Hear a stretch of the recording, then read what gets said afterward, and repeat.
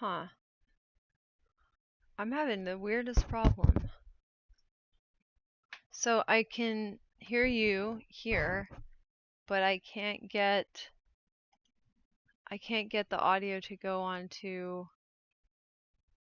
OBS. Yeah. I don't know either. That's odd. Okay. Right.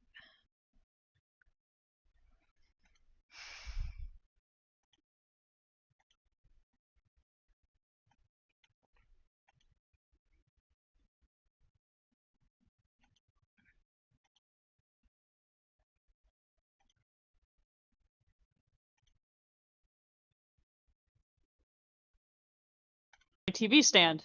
Again. No, like not in the box, in the TV stand itself.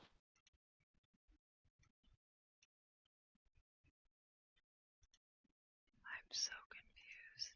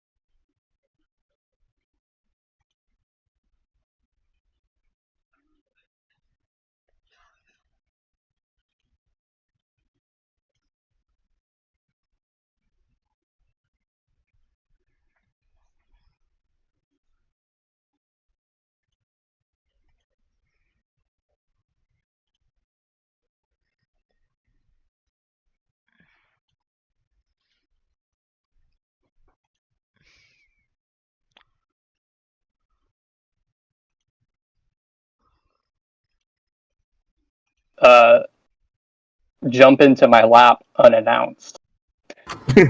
Yes, none of the 3 cats we have are lap cats. That's funny. It didn't Both used to of mine be. are. And by the more sort of colloquial definition of a lap animal, he's not one. He's like 15 pounds. He's a big cat. It's very unwieldy to have him sitting in your lap. Rowan, when I was like very little, I don't remember this, but my mom's dog liked to pretend he was a lap dog. This was a 50-pound Labrador. So, Okay. animals do not know this. I fixed it, I think. Yay! Yeah, that Okay. took a lot. I don't know what happened. Anyways, cool. So, time to start. Hi, Jane. Hi. Right on time. Yeah, Everything's fine. perfectly. Oreo, please stop. 1:13, right on time. Yeah, I'm just gonna be going really late. So and like there was some discussion that I can now like I'll stitch together anything that's from the last stream that was good.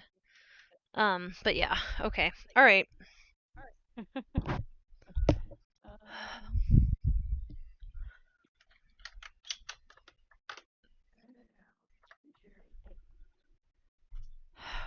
All right. So cool.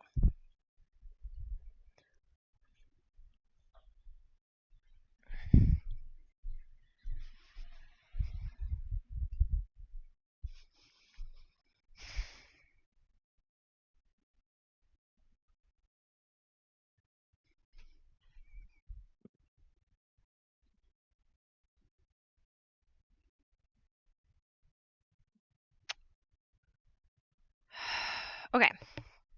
So yeah. Back to the thinking. So yeah, look at things. Are things broken? Broken things are not serving the purpose they're supposed to serve for some reason and can be fixed. Yep.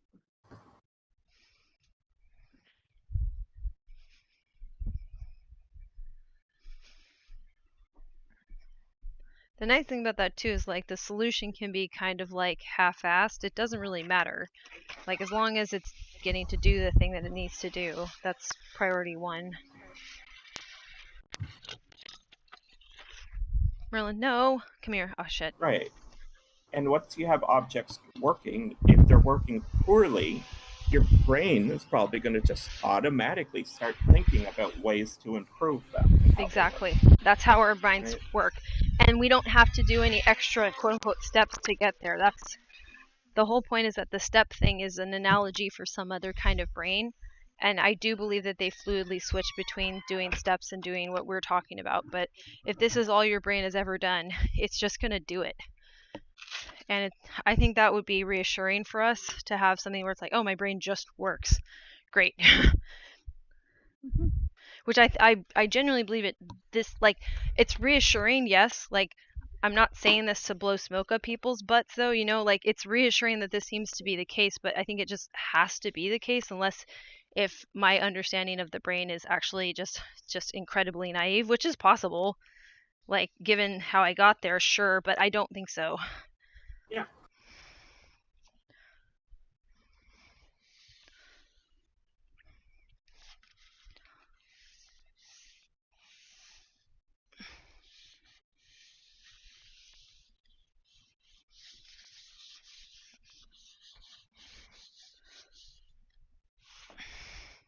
And also our brain must be quite good at this because it's able to compensate without us intentionally using it, or else we'd be like incredibly unable to, you know, interface with anything. So like by virtue of like appearing to be more able than is the case, then this is a really, really good solution. It's just not been intentionally realized or had, you know, the right it's almost like the right language to activate it. Like, it's going to activate itself is sort of my argument, but then if we have language to talk to and about it, then the things that we do will be built off of it, including like metaphors that we use. All of that will be referencing it instead of referencing a brain we don't have. That's the problem, is the metaphors are just referencing this linear sequential thing, which is so much like a part of how humans typically operate, that to even start talking about not that, you have to use language that doesn't know how to do that. Yeah, and we find ourselves having to come up with ways to talk about things because people haven't had those needs often enough before for our language to do that task very easily. Right. And if you try to express these needs to somebody who, again, their brain doesn't have this impairment, they're going to immediately take over the conversation because they have the ability to do so. Like, they have all the language to do that. And then the conversation is once again anchored in the region of impairment, and the person thinks they're like helping you, which is sad. Like, that's truly depressing, but I think that's what's happening. And that can explain, you know, just some of our antagonism and like lack of trust. Like, if you're like trying to tell somebody, hey, there's something meaningfully different going on with me, and they're like, no, you sound just like me. I'm like, no, you're not listening. But they can't hear it because it's just like, it's an actual impairment that is difficult for anybody to imagine if they don't have it. And then those of us who do have it have to describe it with language of people who don't have it. So it's like we were saying this the other day, like the empathy can now blossom for the whole situation. Like, this sucks. And I do think the contributions we can make would be significant, if only because the way that we are impacted by society is unique, and but because we're still human, we still have a lot of the brain intact. So the damage that we're incurring, other people incur as well. They just have the ability to compensate by focusing on their hierarchical goals. Right.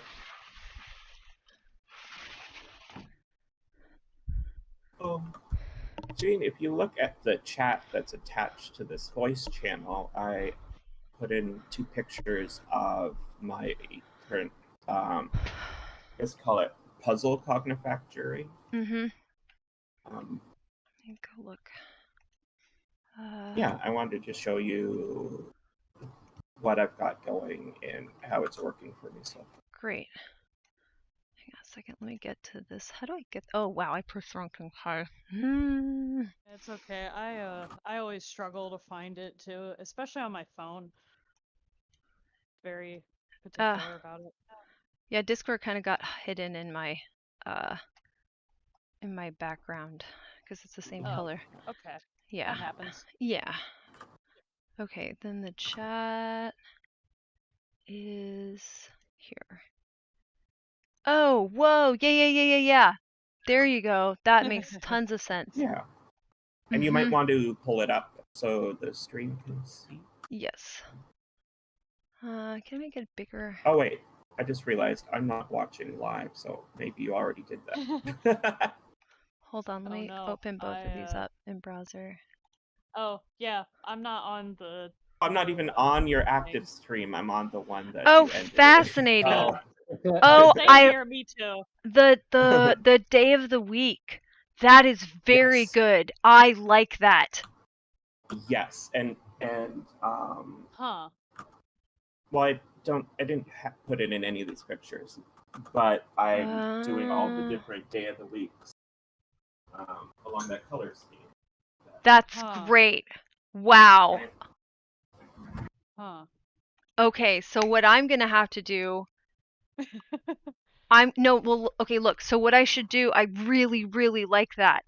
I'm going to get some more acrylic pieces, and they're going to be even smaller than my current puzzle planners for numbers and for the colored days of the week. Whoa! That will be so freaking helpful. Yes. Also, you know what's good about that? So Wednesday, if you want to use personal day, like my whole thing is saying that you should convert admin into personal. Interesting. Okay, sorry. I'm just like really excited about that. Okay, cool. Yeah, I added another picture so you could see the different color things. Let me pull that over there and close this. Oh yeah. That's great. Yeah. I need to buy a different color blue paint to make the Saturday ones.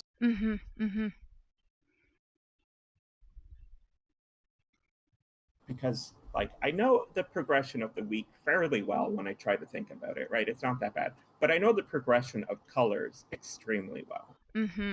So by putting it through the progression of colors, it's just going to help me orient myself in time more easily. Yeah, exactly. Right? Exactly.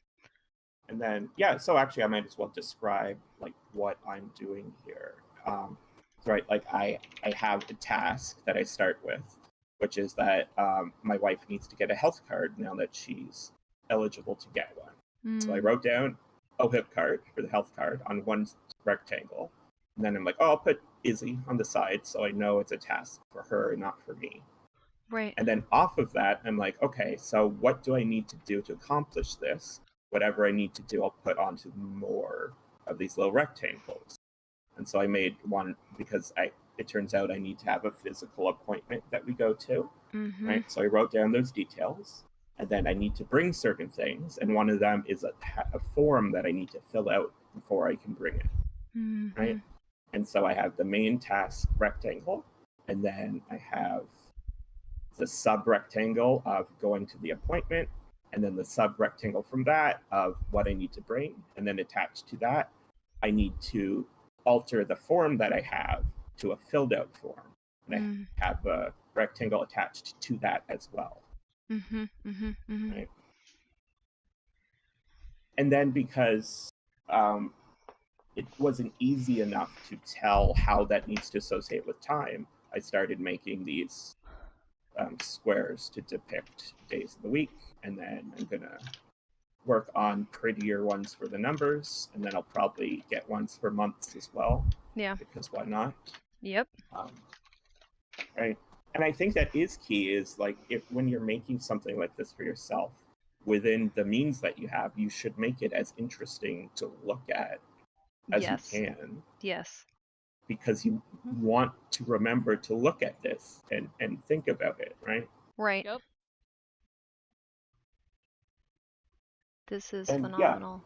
and just personally, I like the rectangle format more than the squares, because if I'm doing a bit of a list, I can turn it vertically, and if I'm not, I can do it horizontally. And I just find I rarely need to write enough on one of the magnetic pieces to fill out a square, right? I usually just like 2 or 3 lines. Huh. That is interesting for me to look at, actually. And I'm already thinking about like further things I can add to this process. So I think that I'm going to take a section of the magnetic rectangles that I have and use a permanent marker to give them like a thick black border, and then use those ones for main tasks, and then attach ones to them that don't have a border. Okay. Just so I could tell at a glance what everything's radiating out from. And then for the ones I attach to it, I'll use the system I'm already working on of color coding different kinds of tasks with a little bar when I fill it out. So my acrylics laser cutter folks, so I get the 1.5 inch for the puzzle planner chips. They have a 5/8 inch, so I'm going to get the 5/8 inch ones. This is great. Okay. Yeah, and yeah, the things that I made, they're 1.5 inch by 1 inch. The size I went with.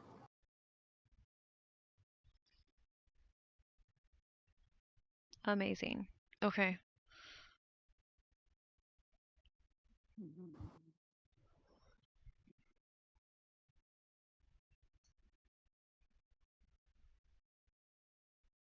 I have this little hard case that came with my headphones. And it's like about the size of a pack of cigarettes, a little bit thinner. And it's one of those things that I'm like, it's got like a magnetic flap that keeps it closed. And I'm just like, this has to be useful for something. And I don't know what. My but brain I is always the worst. just, like move it around because I don't use it for anything. But every time I pick it up, I'm like, there's got to be something that I could use this Rowan, to carry around. my But brain immediately said, like, you don't know what to use it for. My brain goes murder. it would be very difficult to murder somebody with this. But it is a perfect thing to think of, though. Right. Like I said, it was immediate. Instant murder. Right. And so, like, that thought process isn't a bad one to have, right? The issue is that you just need to set aside storage space for items you're keeping in the hope of them being useful for an answer you need solved in the future, right? Right. Jane, my Yeah, brain 'cause is that now is- down that entirely. Like that's Great. where That's my brain is exactly going with where all of this now. where I'm at with it is that like I don't know what I can use this for, but once I have something to use it for, I'm going to be really sad that I don't have it. Right. And you also just, it's good to keep in mind, like, how replaceable is this and how big is it? Right. Yeah, because I If think it one of is the rules is like if you the can, larger like, and more replaceable it is, the more you should just get rid of it, right? Yeah, it's the pretty cheapest, the cheaper compact. it is. Yeah, exactly. I don't even. It's the kind of thing I wouldn't have if the company I bought my headphones from didn't just give it to me, you know. Yeah, but like this is the instinct that unmanaged causes us to get called hoarders, but at the same time, it's the instinct. Oh yes, Rowan. I actually received something very recently that my brain was just like, "Oh, this is perfect." Oh yeah. Business cards. Oh, Ah, awesome. I was going to say, but manage, this is the instinct that makes it so that when I want to build this whiteboard for myself, I just have to go over to the other side of my room and get the colored squares of wood that I already have and the magnetic tape that I already have, right? And mhm. like just having things on hand to build stuff out of is really, really useful as long as that's a thing that you do, right? Yeah. And if you have to solve questions that other people haven't asked themselves and haven't needed to solve, you're much more likely to have to build your own solutions to things. Mm-hmm. Hmm. Huh. Well, I was packing up stuff for my bookshelf and I found my uh the assessment questionnaire for my psychologist in here. Oh no. Why is that in my bookshelf? Bigger question. I mean, it could be for the same reason that I end up having a lot of random papers and such in my bookshelf, Yeah, it which was just is, stuff between two books. My yep, yep, yeah. which is I need to hold on to this, What do I do but I with don't this? have anywhere explicitly to put it. So in the bookshelf it goes. Right. Sometimes Yeah. inside a book it goes. Yeah. So the first step to conquering this problem is to get something to act as an inbox, aka the place where you put pieces of paper that are loose and you don't want to throw out. Yeah. Right. And then the Thankfully, next when we move, I will have space to do such things. yeah, and the next step will be get some folders and start dividing things up into groups based on why you're keeping them. What is this? Oh, my Jane, benefits package is here too. technically this is something I could do on my own because I'm not that far from Japantown. But do you want to go to Daiso soon? Yeah, Cool. Daiso is a good solution for many things. Because I need like storage baskets and Mm-hmm. stuff. Mm-hmm. I I just am. realized that another kind of little magnetic marker I'm going to have to make are ones that have most of the death shafts on them, because one of my tasks is pill refill. And I went and I put a Monday thing on it because I have to wait till Monday. But the reason I have to wait for Monday is because I have to call the pharmacy so that they can bring me the pill refill.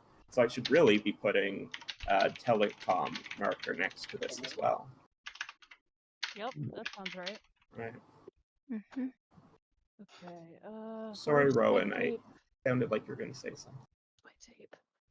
I was just gonna talk about. Yeah, no, I did have a thing I was gonna say. I was like, no, I was just gonna ramble on, but no, I'm like systematically working on making my space work for me. Mhm. Because I haven't, obviously I haven't had the money to do so. So I've just been making like really, really small changes here and there over the last year to try and develop solutions to make my life more manageable, to make my room more effective at allowing me to exist. And now that I have money and a job that can pay me regularly, I can afford to make small purchases here and there Yay. for things that I need and maybe things that I don't necessarily need but want. Like I just bought some picture frames because I have, I don't know if y'all remember, but a while ago I bought a small collection of dictionary pictures or like dictionary Yeah. pages Yep. that had been like painted with foxes on them. I do remember this. Oh, I do not recall this. Sounds cute. I remember this. Yeah, and it's from like a 60-year-old dictionary. That's awesome. I love this. So the pages are like really worn and like stained and stuff. So I don't want to put them up in any way that's going to further degrade them. So they've just been sitting in the like little sleeve that they were sent to me in.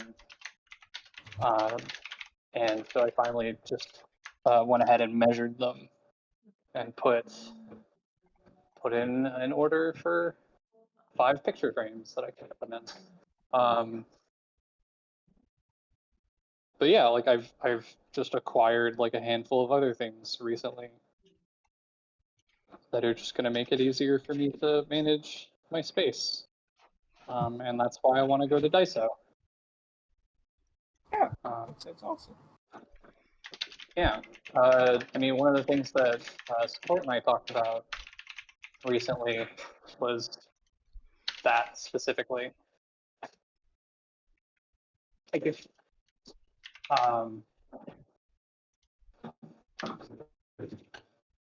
is sort of fixing sections of my room to be like mobile stations, basically. I don't know how much this has been talked about to the degree that people would like be aware of the concept, but like yes, Jane has talked about the concept, I know, of how we as autistic people with special interests need to have stations where we go to engage in those special interests. And right. also you've been developing stations for different types of tasks to accomplish those tasks at those stations, right, Jane? Yes. Yeah. And to create some separation, even if it's just like, let me put it this way, like if a task is in particular one of the more difficult ones where there needs to be all of this conversion going on between like what it looks like to normal people and what it needs to be for us, I wouldn't have that as the same place that you do like research, learning, and creative work. Like I think that needs to be separated, or at least if not actually physically separated, there needs to be some change between those two that makes it meaningfully feel like a different machine that you're interacting with. And then which is Rowan what and I'm trying to do. What Rowan and I talked about is that because Rowan doesn't have a lot of physical space, that they can set aside places where they can bring sets of objects for specific tasks. Yeah. And then, change the space into a station for that task. Exactly. Yeah. And that should Yeah. work And great. then, like one of the things that I did recently to start working towards that is I finally got like a decently sized acrylic case that I can set all of my nanoblocks up on. Because I have like 30 of them. And they were just sort of adorning my desk for a long time. And they take up a lot of space. It was nice to have them on my desk, and I still have one sitting on my desk in a place that nothing else can really take up the space of. Right. And but what it allows me to do is more specifically dedicate space on my desk for tasks. Like underneath where my monitor is, there's a bunch of open space. And that is now where my journal sits. Right. So that it is accessible to me at all times. I had an epiphany. So you know how they'll be like, there's two kinds of autistics. There's the ones that are messy and there's the ones that are like hyper clean. But how come all the messy ones are artists and all the hyper clean ones are like, accountants? Because our interests fit in society. If we are an accountant, you can take care of those objects easily. If you have a bunch of artistic interests, there's no guidance in how to take care or set up those stations. Yes. Right. Like I've been identified and presented as one of those messy types. But like having a clean and orderly space is something I value immensely. Yes. I have just been incapable of keeping my space that way. I've not had the tools needed to do that.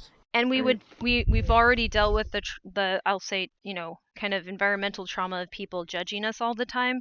So then to Yeah. say like my space is going to not look like a normal adult space, that's not something the accountant has to say. They look like a serial killer, but they still look normal, right? So we're going to look just as weird in our own fashion, but it's just we need to have the I guess confidence, but also like self-belief that this is necessary for us to do, and then we can cultivate our space. Like I was thinking there's actually like a snowball's chance in hell I might bake something because I have a teeny tiny stupid oven and I can just bake one of it. And I'm like, I'm so fucking tickled by that, and it's cute and everything. So like, you know, I bothered to make pancakes out of like pancake batter that had been there for like 6 months. So for us to interface with the things we need to be able to say, well, these are just my interests, they aren't hobbies. These are what my entire life revolves around, and my space has to agree with them. I don't care if anybody agrees with if I should even have them in the first place. I've never cared about that. So now I can just aggressively care about them even more, which is what I've always wanted to do. Wow, that felt good to say. Epiphanies always feel good to say.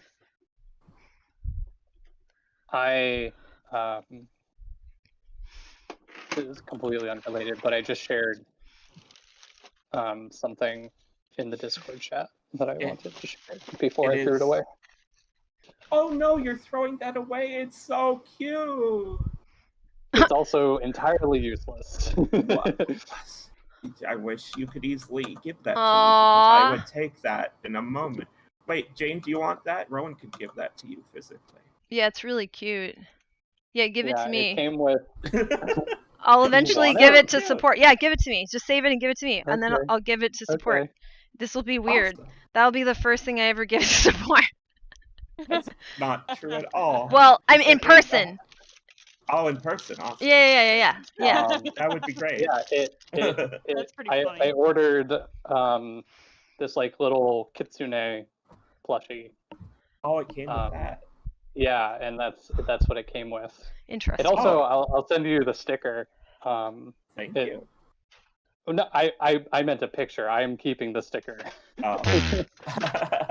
I want the sticker. The sticker is equally cute, and I can attach it to something that I otherwise value. Very funny to me that like when you told me what this is in relation to, that it's you got it because you got a plushie. Because I'm like, oh, okay, so I have a place specifically to keep this then. Because I have a box where I keep all of the tags and other related things that come with any plushies that I have. Which is, that's very cute. I need to validate how important that is, right? Because that's part of the logic of your special interests, which look nothing like an allistic person, because that's not how they relate to the world. I'm so happy for how they relate to the world, because it sounds fun, but I will never experience it, and neither will you, and our shit matters. Right. Those tags that came attached to the plushies, I like them. They have information about the plushies that I have. Correct. But they get damaged and eventually destroyed if you leave them attached to the plushies. And also, plushies are less fun to cuddle when they have like an annoying thing attached to them. So I put them all in a box so that if I ever want to reference them, I can. And like that's so funny to me because like when I get a plushie, I'm just like, tag off, this belongs to me now. It doesn't matter where it came from, it's mine. I'm on Rowan's side with all of the ones I have currently. And at some point, I keep saying it, but at some point there's just going to be a flood of pictures of all of mine.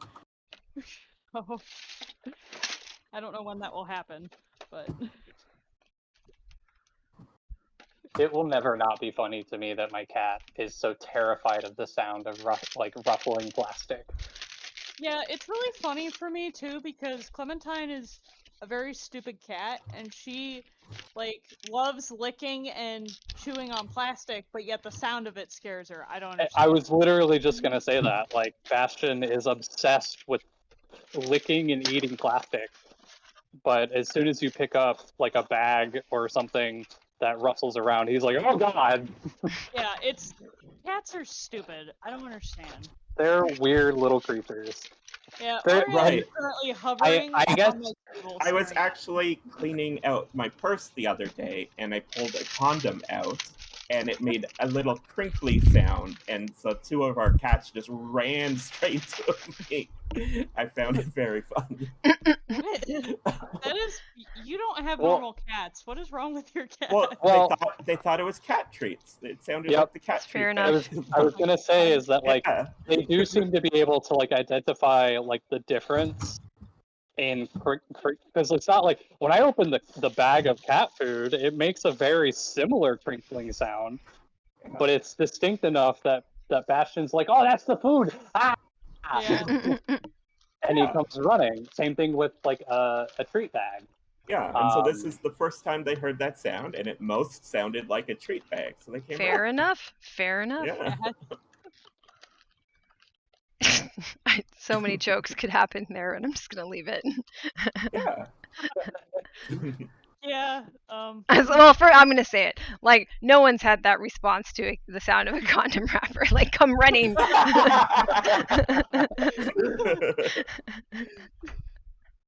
Oh my god.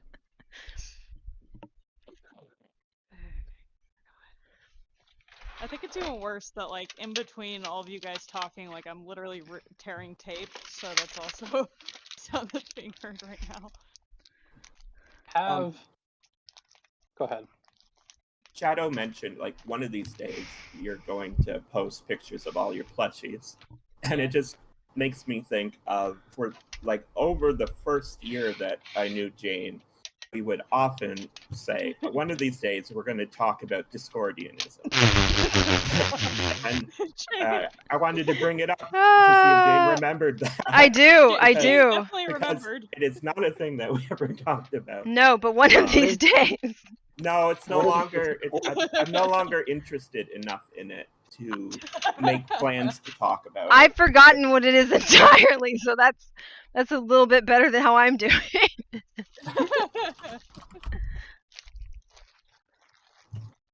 Well, so I could talk about it now if you want. Yeah, let's get it over with. It's today.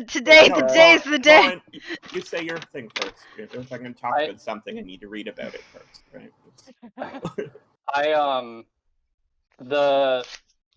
The display cases that I got, they came with these two sheets of plexiglass that are, I guess, supposed to function as doors.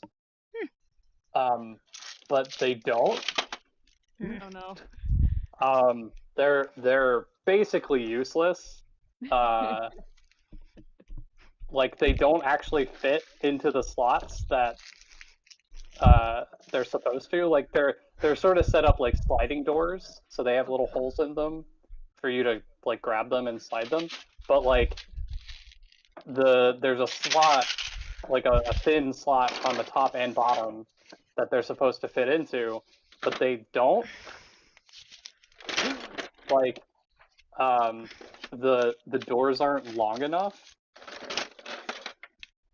so they don't sit in their spot. They just fall out. And I am currently trying to consider applications for 2 sheets of plexiglass. Or not plexiglass, they're acrylic. But yeah. Any ideas? No. I'm just gonna throw them away otherwise. I don't know.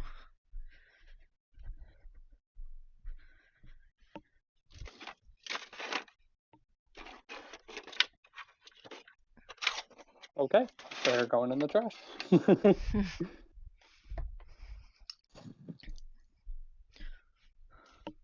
Okay, so yeah, I have an article here, and I think I'll just read it aloud. Great. That's okay. Yeah.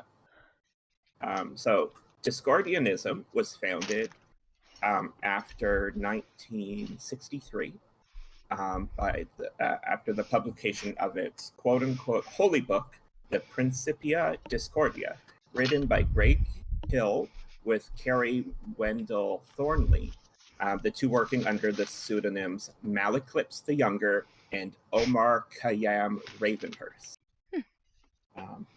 This religion. Those are D&D characters if I've ever heard of any. It could be considered a religion, philosophy, or paradigm centered on Eris, also known as Discordia, the goddess of strife and discord. She's a goddess from the Greek mythology. The religion stresses the value of randomness, chaos, and disagreement. Among other things, the first rule of Discordianism is that there are no rules. Now we get subtitle Parody Religion. Many consider Discordianism to be a parody religion, one that mocks the beliefs of others. Right? After all, two fellows calling themselves Malaclips the Younger and Omar Khayyam Ravenhurst authored the principal book of the religion after being inspired, so they claim, by hallucinations in a bowling alley. However, Discordians can argue that the act of labeling Discordianism a parody merely reinforces the message of Discordianism. Just because something is untrue and absurd does not make it without meaning. Also, even if a religion is humorous and its scriptures full of ludicrousness, that does not mean that its followers are not serious about it. Discordians themselves do not agree on the matter. Some embrace it largely as a joke, while others embrace Discordianism as a philosophy. Some literally worship Eris as a goddess, while others consider her merely a symbol of the messages of the religion. Oh my god. Yeah. I love this and find it hilarious because I got distracted for a second. Jay was talking to me and I just come back into the hallucination part. That is where I jumped back in. And I was like, wait a second. Like the sentence of hallucinations in a bowling alley was the first thing I came back to. The symbol of Discordianism is the sacred chow, also known as the hodgepodge. It resembles a Taoist yin-yang symbol, which represents the union of polar opposites to make a whole. A trace of each element exists within the other. Instead of small circles existing within two curves of the yin-yang, there's a pentagon and a golden apple, representing order and chaos. I was waiting for when the golden apple was going to come in. Like, you can't have a religion about Discordia without the golden apple. The golden apple is inscribed with the Greek letters spelling Kaliski, meaning to the most beautiful. This is the apple that started a feud between three goddesses, which was settled by Paris, who was awarded Helen of Troy for his trouble. The Trojan War unfolded from that incident. So Discordians called this the original snub. The original snub! Oh my god. Because that's according good. to Discordians, Eris tossed the apple into the fray as payback against Zeus for not inviting her to the party. Awesome. That's pretty great. Yeah, order and chaos, right? Religions and culture in general commonly focus on bringing order to the world. Chaos, and by extension, disagreement and other causes of chaos, is generally seen as something dangerous and best to be avoided. Discordians embrace the value of chaos and dissent. They consider it an integral part of existence and thus not something to be discounted. Because Discordianism is a religion of chaos, the opposite of order, Discordianism is a completely non-dogmatic religion. While the Principia Discordia provides a wide variety of stories, interpretation, and value of those stories is completely up to the Discordian. A Discordian is free to draw from as many other influences as desired, as well to follow any other religion in addition to Discordianism. This is like bitching Unitarianism, isn't it? Yeah. I dig it. In addition, no Discordian holds authority over another Discordian. Some carry cards announcing their status as a pope, meaning one who has no authority over him. Discordians often hand out such cards freely, as the term is not limited to Discordian. What? Yeah, so that's just an article on it randomly. This is getting more comical the more that you say. I recognize that this reference won't catch with a lot of the people here, but there's a game I used to play called Smite, and all the playable characters are gods and goddesses, and eventually like just mythical beings. from various mythologies throughout the world. I have smite and- conversions in Sims, but go on. Oh, you do? That's right. Yeah. And 1 year on April Fools, they released Discordia as a new character. And it wasn't like a one-off thing. Like, they didn't get rid of her after April Fools was over. But like, she's not really a legitimate character. Like, she is insofar that you can play the game with her. But like, she's very difficult to play with because Discordia, and then all of her abilities sort of troll the enemy and also your own team, and like force enemies that you hit with her abilities to like run around chaotically and like taunt and use like emotes and stuff. Cool. Yeah. I love People this. were not happy about that one. Good! I thought it was amazing. I think it's That's great. hilarious. Well, they need Yeah. to adjust what they find, a source of joy. Oh my god, that's great. I love it. No, Yeah. I think it's amazing. That So is something amazing. really interesting about Discordianism is that, to some degree, it's a bit of like a bait and switch, or like hiding medicine inside of candy, right? Because like there's all the really silly things that can make people just think, oh, this is fun and goofy, I'm going to look into this more. Mm-hmm. But there's also like serious philosophy within the larger memeplex of this thing, right? Mm-hmm. So a memeplex is a group of ideas that work together to transfer between minds. Yep. So there's a section on the Wikipedia I'd like to read now, talking about the 3 core principles. Does that sound good? Yeah, sounds great. So the Principia Discordia holds 3 core principles: the aneuristic and heuristic principles, representing order and disorder, and the notion that both are mere illusions. The aneuristic principle is that of apparent order. The heuristic principle is that of apparent disorder. Both order and disorder are man-made concepts and are artificial divisions of pure chaos, which is a level deeper than is the level of distinction-making. With our concept-making apparatus called the brain, we look at reality through the ideas about reality, which our culture gives us.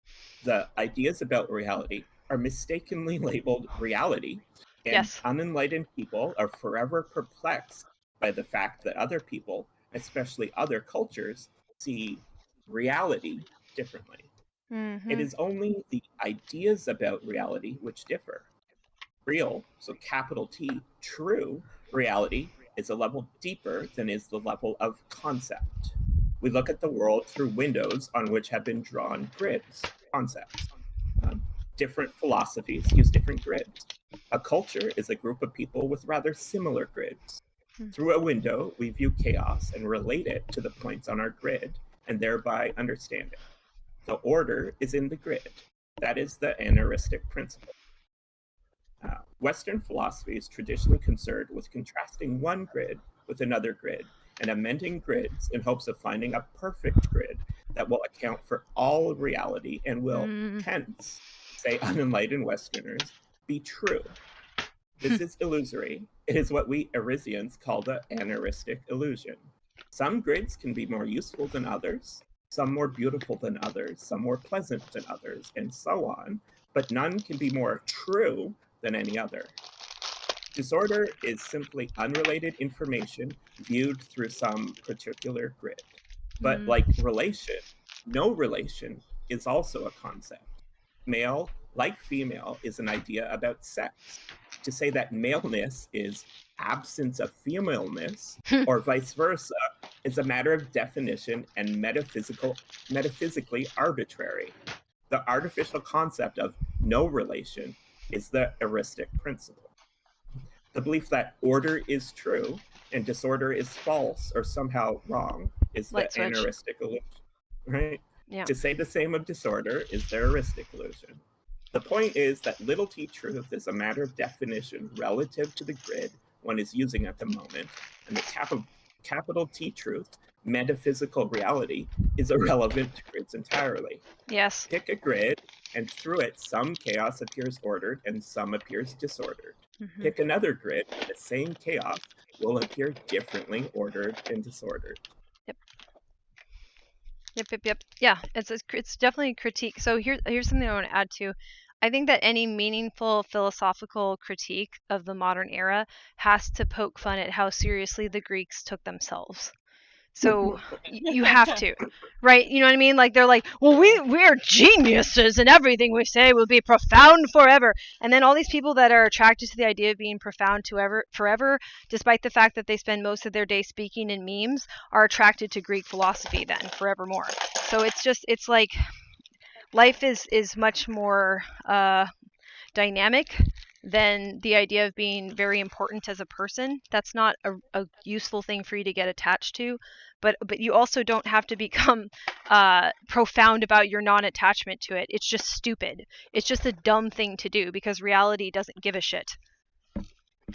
Correct. Unrelated question. Reality is unimpressed, I should say. Yeah. Go ahead. I have this golden colored USB drive. Is this yours, Jane? No. Do you know what's on it? Do you want to find out? I think I know what's on it. Oh, wait, no, I do know what this is. Okay. That's good. Never mind. Because I did. Well, because I have a second USB drive here. Mm. And I thought that it was, I thought the second one I had here is my dad's. Which brought into question what this golden one was. But I was wrong. The second one I have here has Windows 10 on it. And my old roommate gave it to me. Completely valid. When he put my computer together. And this golden one my dad gave to me because he has like decades old family videos and stuff on it that he wanted me to have. And then I was supposed to send it back to him, and I didn't.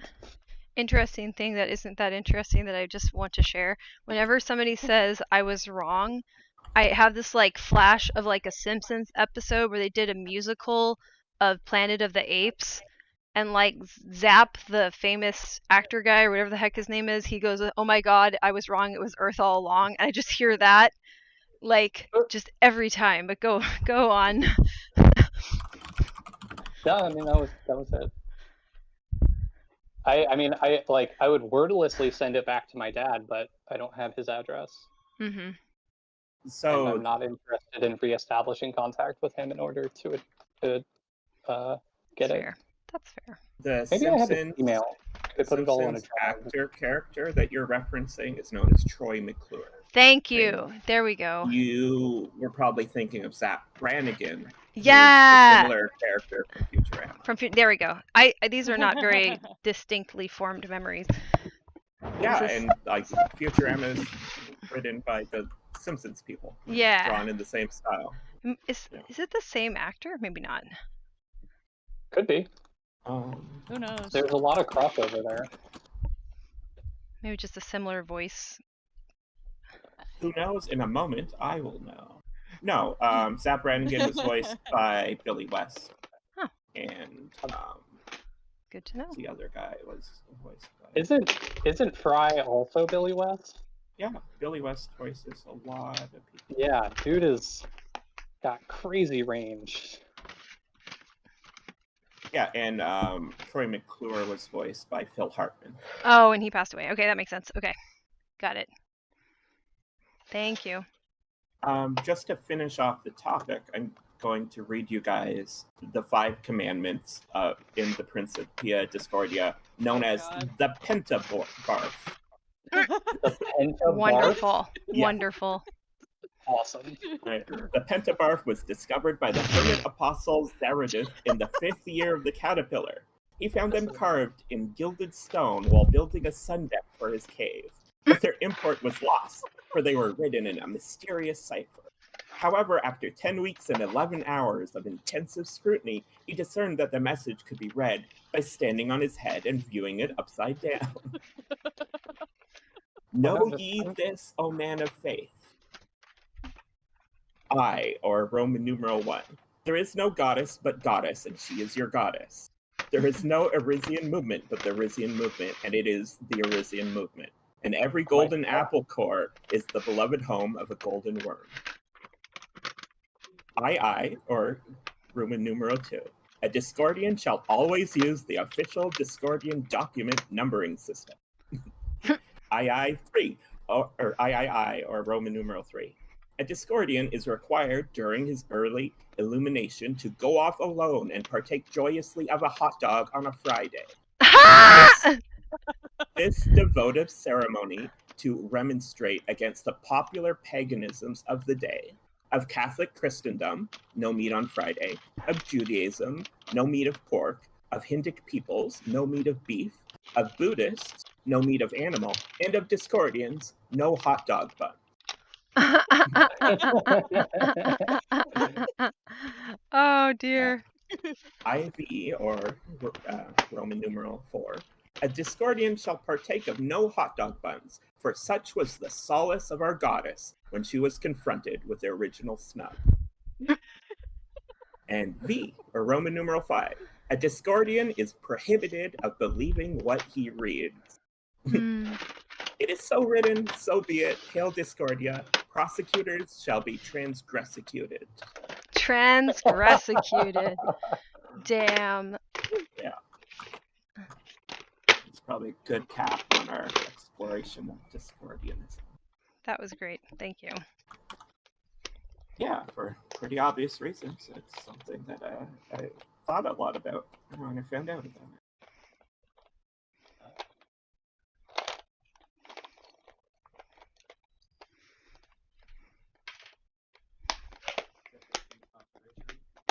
My current thing I'm trying to find a solution to is separating my good pencils from my pencils I couldn't give a crap about.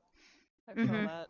That's a Daiso solution. You need a container for each. That is Yeah, clear. because currently I have just like a plastic cup that sat on my desk for, I don't know, like 7 years.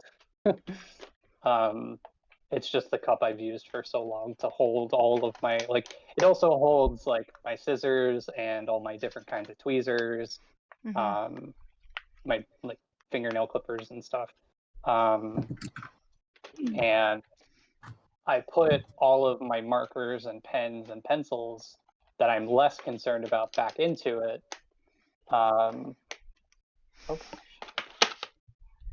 But I just found some old pencils that I quite like that I forgot that I had, and then I recently acquired some new pencils that are really nice. And I want to keep them separate for art stuff. Makes sense. Right. I just uploaded a picture of what I have at my desk because, and like this, I'm finding insufficient still for being able to like put my different writing tools in separate containers. Yeah, even having a separation would be nice. Yeah, so I have have these 2 large containers, each of which is then subdivided into sections.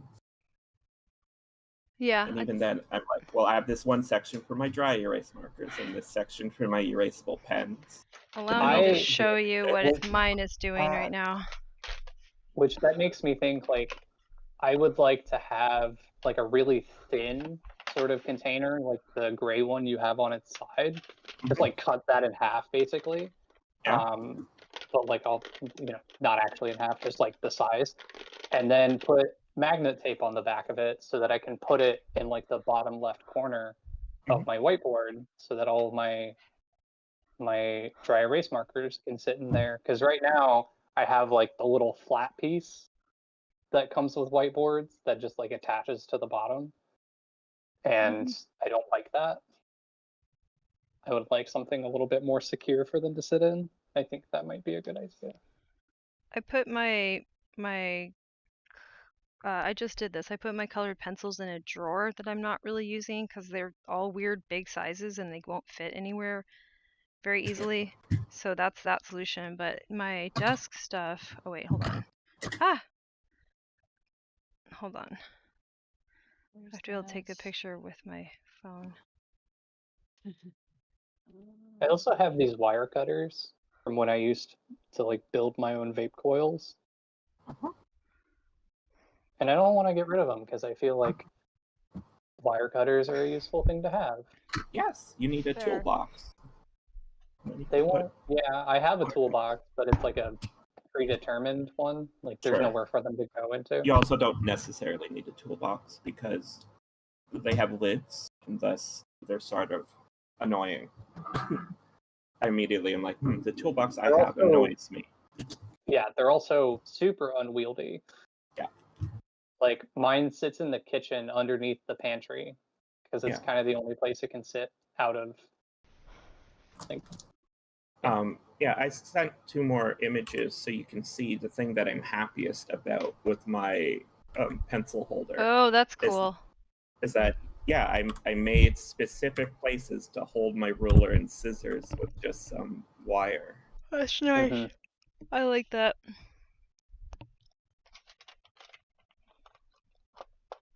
Yeah, I mean, I basically like having one of those clear containers would be ideal. Yeah, well, I think my ideal situation is to have like a chunk of wood with holes drilled out of it that each of my items specifically fits into. Yeah. Right. And the fact that I'm using this with like open sections is just a compromise with the fact that that is hard to do. And also I change what items I have sometimes, right? Yeah. I think for now, I'm just going to have to settle for these sitting freely on my bookshelf next to all my art stuff.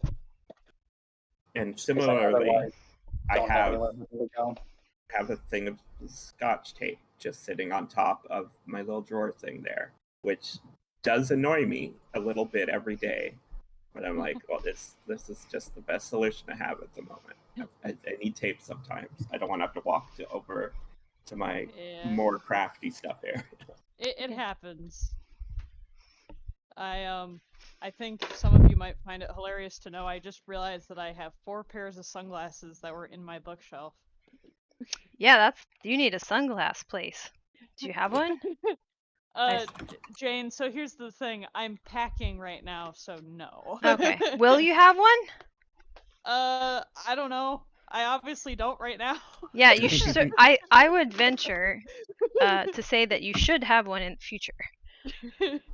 There are a lot of things that I need to have in the future. Yeah, no, but the comical one right now. Yeah, this is but this, to drive it back to like my overarching theme of like our lives need to have our stuff in a space that makes sense, and that us not having that has been what's especially disabling because the thing that will work can't work. Yeah. Yeah. Oh yeah, Jane, my kit showed up for that physical therapy thing. Oh, that's great. Yeah. That's exciting. Yeah, I did 2 of the, like, they said that the first like 3 sessions that I do will mostly just be it, collecting data on me. So I've done 2 of those, so we will see. Great. Great.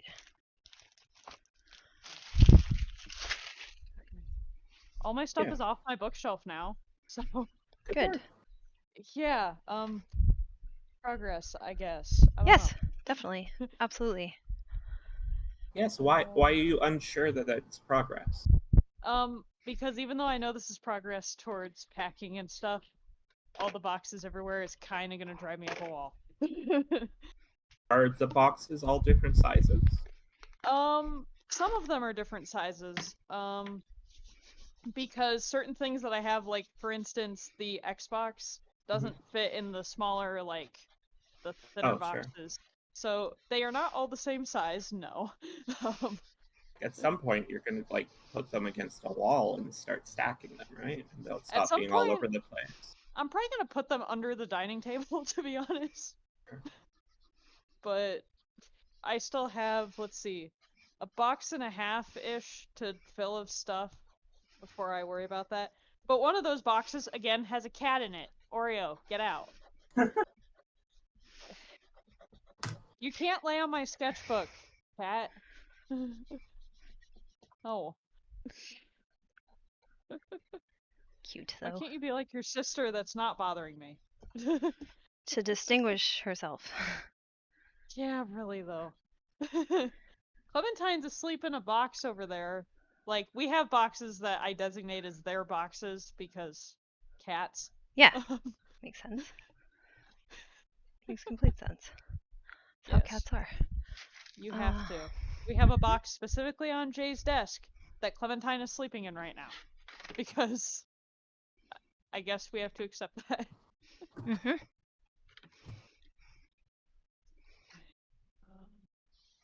So I'm trying to find the best replacement for just like a notebook of sorts Mm-hmm. to just carry around with me in my satchel. Because I've been bringing my journal with me and I don't want to do that anymore. I'd rather leave it at home. Right. And just have it sit on my desk so that, because if I'm just going to constantly forget to pull it out of my bag and put it back on my desk. Mm-hmm. Right. So I'm flipping through the like blank page journal. It's just like the it's just like a little black book. And it's pretty chaotic for one. It's just like no rhyme or reason to it, of course. But I came across a collection of pages that is just like my signature and my little stylized asterisk symbol just like scribbled like incoherently. Were you practicing And it's funny. One time Yeah. large or a Yeah, bunch that's of times? that's normal. Oh, just so many times. Right. No, So if you, that's if what you we a do. name change, It's funny you very because I feel like coming across specifically, it, I'm right? like, oh, this looks like a crazy person. Oh, sure. It's like, no, if you're changing your name, you have to design a new signature and then practice it. Like, that's Yeah. Yeah, that's what we all did as kids, I assume. All right, right? Like that's not just an autistic thing. Everybody does that, right? I think. Wait. I have no idea. Most No, people I know, that is not true. Yeah, What I the never fuck? had to. I never Wait, had what? to sign Practice. things. And sorry, go ahead, Shadow. I never have practiced this. My signature is not like a thing that I care about at all. Yeah, I never had to people I sign know- things until I became an adult and started working. And so then I started practicing a signature that I could do really quickly. Because as part of my job, I had to sign off on a list whenever I like finished a box of parts. Also, an important aspect, as there is a variance of age between people, for the younger people here, we either wouldn't have learned cursive if you're even younger than me, or you stopped learning cursive at a young age. I was in a 8 weird case. when I was 8 years old when they stopped teaching us cursive and stopped requiring it. Like I fully learned how to do it, but yeah, by the time I was in 4th grade, they didn't expect us to know how to do cursive anymore. That's funny because for me, even though I'm younger than you, my junior year of high school, my English teacher required everything to be in pen and in cursive. Oh wow, that's very unusual. So for me to be as young as I am and have that, trust me when and also I now, since December, I've been daily journaling all in cursive. So if I encountered that right now, I would just be like, okay, I'm going to hand everything in a different format. And if it just gives me a 0 on everything. Because eventually somebody's going to have a conversation with him about why I'm failing. And I would love to see him to try to defend himself. Right. Yeah. Right? Honestly, this I person would have. who's done all the work well is failing out of his class because of this dumb rule. I would have if she wasn't like the funniest teacher ever in every other aspect, Yeah. I probably would have had an issue with it, but I loved her so much that I put up with it. Was there logic behind this explained to you to motivate you to do it? Because Um, that is confusing. For like the pen part, I understood. The cursive, honestly, I really don't know. Okay. I just kind of put up with it, and Like, you I've can said argue before, that like I was too pens can be quiet of a easier to child to read say anything. than mark, Like, right? Yeah. Yeah, and I wouldn't have said anything if I encountered that while I was in school. yeah, Right? exactly. But I mean, according to Jay, my cursive is significantly better than my print, which doesn't make any sense, but whatever. Oh, well, that's nice, though. My cursive is not very good, but... I've been practicing mine for the last 7 months almost, so maybe Mm. that's why. Yeah. Yeah, Yeah. mine... No, my cursive is not good now on account of it not being required. Yeah. I was Like, like, cool, don't need this anymore. I no longer I don't fully blame you. remember how cursive works. That's fine. I would see attractive cursive, and that would motivate me slightly to be like, well, that would be cool if I can write letters like I'm Mr. Darcy or some shit. I will say that there was a point in high school where I got briefly like super into calligraphy. Right. And so I kind of had to relearn cursive at that point. I thought Makes about sense. being into that. Not all forms of calligraphy require cursive, right? I was into calligraphy for a little while. Yeah. No, definitely not. In fact, most stylized versions of calligraphy don't, because you sort of have to pick the pen back up to make a lot of the more sort of filigree marks and stuff. But yeah, I was just going to follow up on the signature thing, that like most people I've met throughout my life, like most adults, have consigned themselves to just literally having a scribble. That's me. Where the first little section of the scribble sort of resembles the first letter of their name, and that's their signature, because they never practiced their signature. I specifically wanted to have a nice signature, so I spent hours practicing it. That's funny. So I did the same thing when I changed my name. I don't have a nice signature. I have a thing that looks like a scribble, but is from writing my name cursively and then doing it faster and faster. And Yeah, faster. that's what mine is. Yeah. Support, that is me. Because, and so obviously I'm not going to say, but literally the first letter of my name is readable, and then it just scribbles off, first letter or last name scribbles off, and then I'm done. Like, I do not... Well, I think it's a skill to be able to create the same shape over and over again like that. Like, that's sort of how I interpreted it. And then I was pretty happy with that. Yeah, and I mean, that is, for all intents and purposes, that's what it is, right? Yeah. And so what I ended up doing basically was like, I do my first name as E and then 3 C's. And then I do my last name as an A and then 3 N's and 2 D's. Mm-hmm. Right? Because that's the rough shape of what all the letters look like without having to do different letters. Right. Right? So it's just really fast hand motions at that point. Also, like 90% of the times you use your signature, at least until more recently, as like credit card signatures have started to phase out, has nothing to do with you actually verifying your identity. Right. And everything to do with just verifying that a human being was here and purchased this product. Mm-hmm. Correct. Right? You could draw a black box on the signature line, and that's acceptable. Yeah. Like it literally doesn't matter. Yep. Okay. I had a friend in high school whose dad would sign everything Mr. Satan. Oh wow. I love this. I love this so much. For those that are not aware, to just give some additional context, that he wasn't just being edgy. Mr. Satan is a Dragon Ball Z character. Yeah, he's like That just makes it more edgy. I was about to say, I was like, what do you mean, not I just love it. being? Like, I what? love it. I love it so much. That's great. I mean, I don't know. I guess just like saying I'm Satan is edgier than like Okay, goofing sure. off of a cartoon character. I guess it's more nerdy, right? Yeah. Correct. Yeah. And just because I feel like elaborating, because I think it's funny, Mr. Satan, or as he's known in the English dub, Hercule, is like the world's strongest man, basically. Oh yeah, And the he's meme revered. that he was.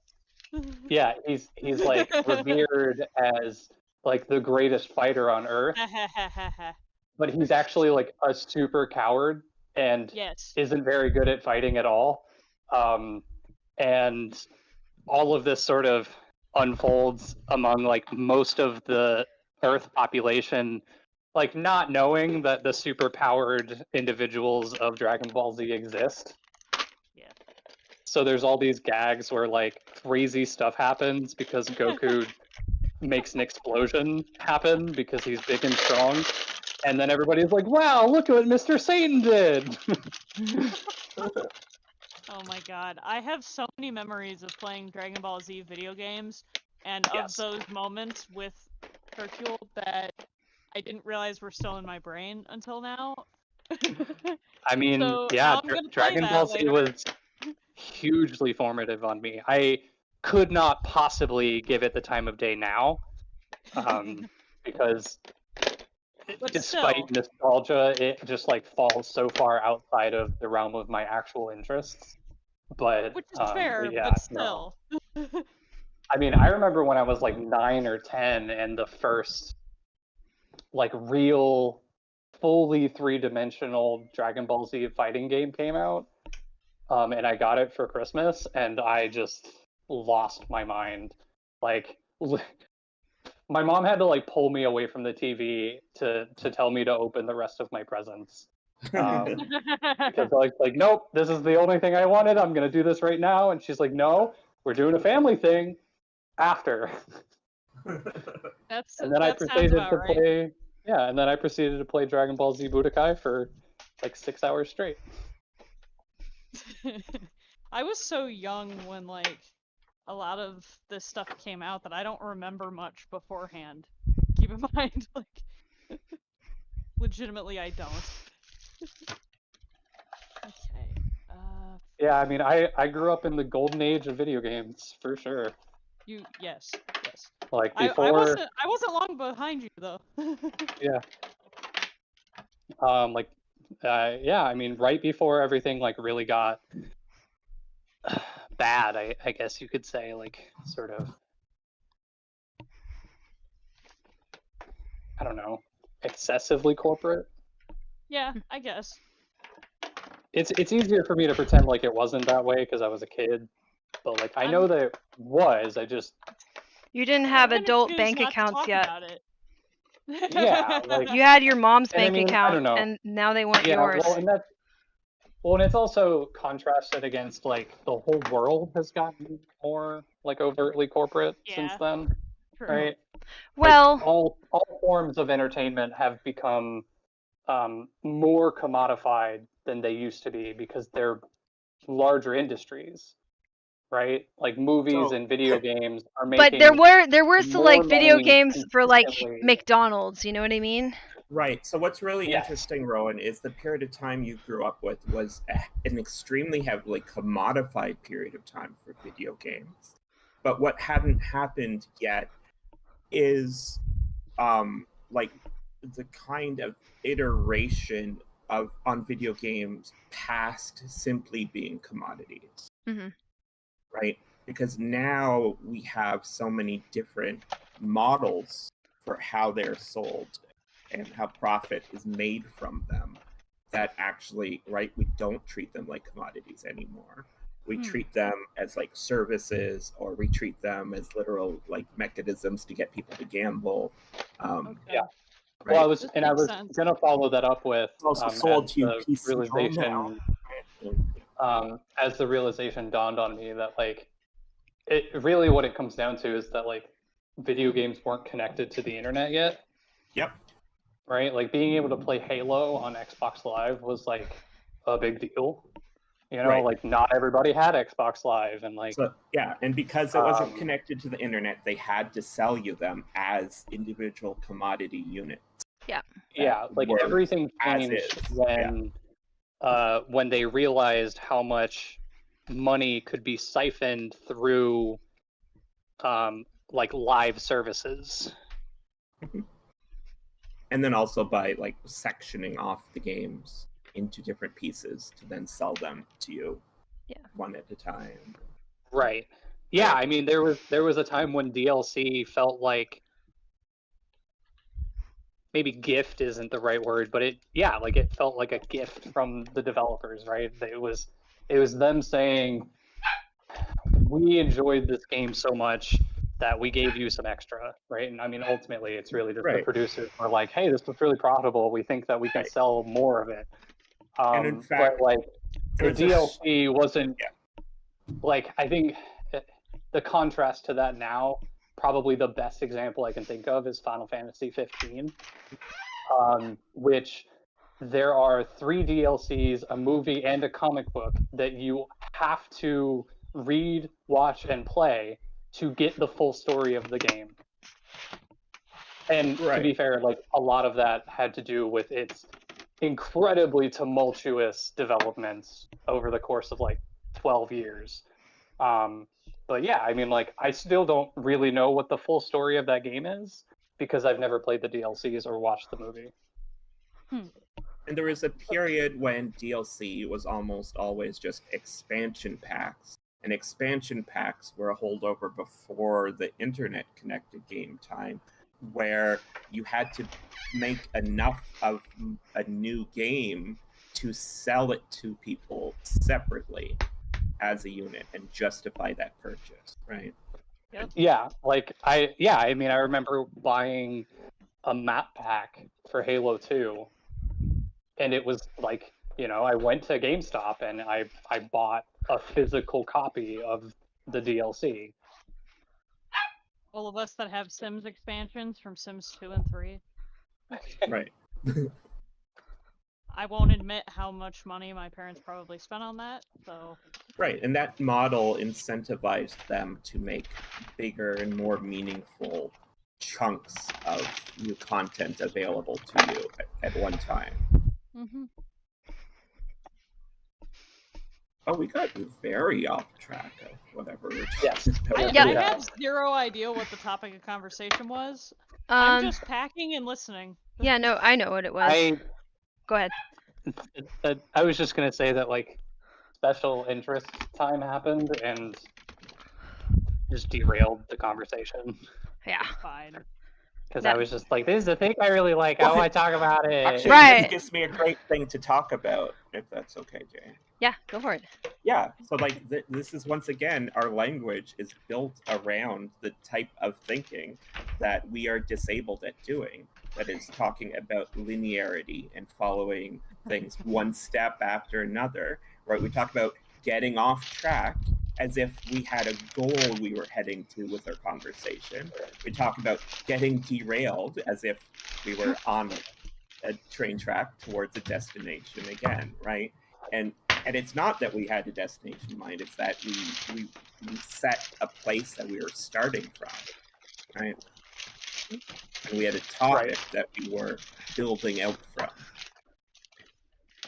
And that one was interesting for me because, like, I really don't have that sort of a history with games or anything, so I have no way to critique them besides for the fact that, like, I was turned off of games because they are so antagonistic to girls.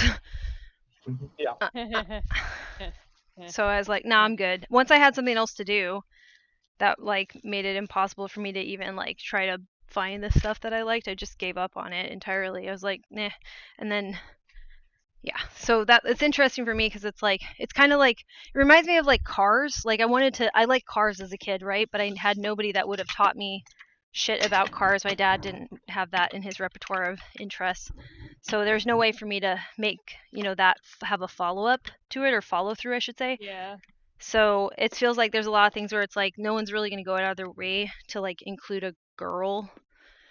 And sometimes I feel that way about video games where it's like I don't know if I would have liked it or not, but like it just was like so bad that it just wasn't worth trying to find a part of it that wasn't like kind of teeming with this weird narrative about girls.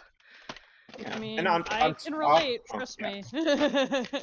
On top I of all relate. that, there's just an overly large section of games that are made interact with the player through the lens of violence specifically. And I know that definitely would have turned you off anyway, Jane. Oh yeah, and well, and they kept leaning heavier and heavier and heavier in that direction, and making it more excessive to further say no girls allowed. Because like that's yes, that as well, but also to sell to boys who this need idea to of masculinity. Yep. Right. Yep. They need to conform to the idea that they would be a super soldier. Yeah. Yeah, and I think I've even talked about it before here, that like I have encountered, like especially in my time on Twitch, just encountered like so many women that are only just now getting to the point where like they can play the games that they wanted to play growing up and like have it be like a community-like experience where they can talk to their friends about it and they can talk to people online about it and like have a fun conversation and ask questions and have people respond excitedly and like have this experience that every single boy that liked video games growing up experienced. And like the problem with it is that the games would have been really different if it wasn't like this. So it's like the problem that I have with it is I still really can't enter the conversation because it's like, well, those games still aren't what I'm interested in. And like I think very limited numbers of these games I wouldn't hit a level or a cutscene where it was like, wow. You know what I mean? Where you're like, Jesus Christ. Yeah. I mean, but also our interest in activities is something that develops and grows as we engage with them, right? So you're also past the age where it made sense for you to develop these new interests in specific genres of games that you like as well. Right? Yeah. Like what I was gonna say is that like there is such an incredible market now for games that are not that, right? That even the games, like there are tons of cartoon violence games where like the enemies are not intended to be like human-like, and there's it's very like Looney Tunes kind of violence where it's just like it doesn't feel. But what I was really getting at is that there's all these games that aren't violent at all and are super engaging, but because you didn't spend any of your time growing up after you were like, okay, this is not a space I want to be a part of, this isn't where I want to be developing, like you're not going to be able to interface with that. Well, my concern is that it's just not. I'm still alienated from the game developers because overwhelmingly, even if they are a reformed person who was like cool with that shit because they were just a little kid, they still were that little kid. You know what I mean? Like, so there's very few game designers who don't come from that background. Sure, but the kids that grew up playing like violent shooters are not the ones making adorable platformers, you know? But they still played like Super Mario, or they play, you know what I'm saying? Like they like to an extent they still were okay with the princess being in another castle until we started to like, you know, like it's just. Well, yeah, but I mean, it's not like you had it was either there's no do that or not play video games. Right. Yeah. No, I know. You were a kid, right? You didn't have the like. Right. I don't know. At a certain age, it's not a matter of they were okay with it. It's just what it was. I think they should hire people that have never played video games to design video games, especially people that grew up as girls. That's what I want to see. Like that's what's missing still. We like and whenever girls have been excluded from the beginning of an industry, like you'll never see the changes until you just invite people in without the background and the backdrop as outsiders. And I feel this way about Twitch and the internet in general. and why we're never going to get the safeguarding in place until we have people that pop in and say like, hey, here's some real threats that we had to be aware of, or here's this. So it's like I want to see outsiders invade gaming, but that is really difficult because then you'll have people so the thing with rejected. Gaming is that we are in the like indie development golden years, right? Like more and more constantly, there's more indie developers. There's more games made by people who are not financially responsible to any of the industry, right? Absolutely. And there are tons of things made by people like that you're describing. Right? Yeah, it's just I think that let me put it this way, like I think you'll never include everybody that would have been a cool game designer or developer by inviting them into what currently exists, because all the ideas that could have been developed that broke the narrative of like what little boys are and what little girls are just didn't happen at all. So like you have to go with people who are doing something else with their life and then be like, well, how would you design, for example, like that Street Fighter thing where they put a ballet dancer in there and it's a fucking disaster. Like there's clearly no ballet dancers that they even know how to consult. And the ballet dancers are some of the girls that would have been like, fuck it. I was one of the girls that said, fuck it, this is a better choice for me to pursue this. As much as I want to be a part of this discussion, I have to go. Okay. Because I got to get ready for Bye, work. Rowan. Oh yeah, have a good day at work. Thank you. Yeah. I will talk to you friends later. Yes. Yep, see ya. Adorable. I looked up Slime Rancher, the game, and the developer of that game is called Monomi Park, and it's got like a little leaf fox in their company symbol. Well, that's nice. Super That's cute. awesome. I love this. So I was just like, who's attached to this game? Because that's a super cute game. Yeah, I'd like to see the gaming industry like reach out to all of the people that were kids the same time that they were kids, and then be like, hey, you ended up going some other direction with your life, and gaming could potentially represent all of life. So why don't we see what kind of game you would make? And that's I think would be revolutionary, because until you get to that point, I think it'll be yeah, I think it'll be like hollower than it would be with that depth. Okay. I understand. Like, that. do you know what I mean? Like, for example, like films. A lot of filmmakers did something before becoming a filmmaker or becoming involved with that. There's a lot of dancers that transition to filmmaking. So, but that you don't have any dancers transitioning to game making, even though theoretically you could do more with a game than with a film in some aspects. Yeah, and like one game series, The Forest, and then the sequel to The Forest, was developed by people who were in like 3D graphic work for movies. And then they brought that with them to make a horror game. And they came at it from an angle completely oblique to how the game would normally be designed. Right, exactly. And so it made a really, really interesting experience. Yeah, that's a really good example of kind of what I'm thinking. Yeah. And like there's like multiple different reasons this doesn't tend to happen, right? Because expertise in the skills of game development, like those are very narrow skill sets, right? And so if to come into it, you either are going to have to learn a whole new skill set, and like you're unlikely to be able to make a whole game yourself. So then you're either going to have to hire on a company to make the game you have the idea to bring in, or you have to be brought in for the insight you're bringing in to another company, right? And because even aside from the specific issues we're talking about with the type of people who make games in the industry, there's the whole capitalist element of how the industry at large works, right? So any team big enough to bring in someone like that is just not going to be financially incentivized to do that sort of creative thing.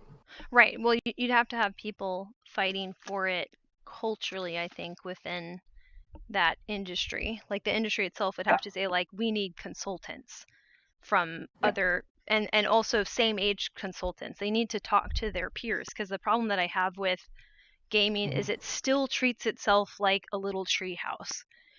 And that's why I think being on Twitch can be so weird at times, is like it's got this feeling of almost being elite or elitist, but it's over something that, to me, like, it's a little strange to have like an elitist attitude towards it. But when you step in there, and I mean, the idea of being like a fake gamer, all of this is, it's quite ridiculous, the point that coming from something where it's like nobody shits on somebody who does ballet recreationally as a fake dancer. Like, no professional would do that, or somebody who had been trained properly to like see the art form in it's a very elite art form. Like, if somebody was to act that way, it's so incredibly disrespectful. So the idea that somebody's like a casual dancer, like, that means that your art form is being respected by people who don't do it for a living. Right. And the reason that groups built off of gaming develop in this way is specifically because gaming is like dominated by the culture of boys and men, right? Is that it has masculinity specific problems baked into exactly how its culture's built up, right? Exactly.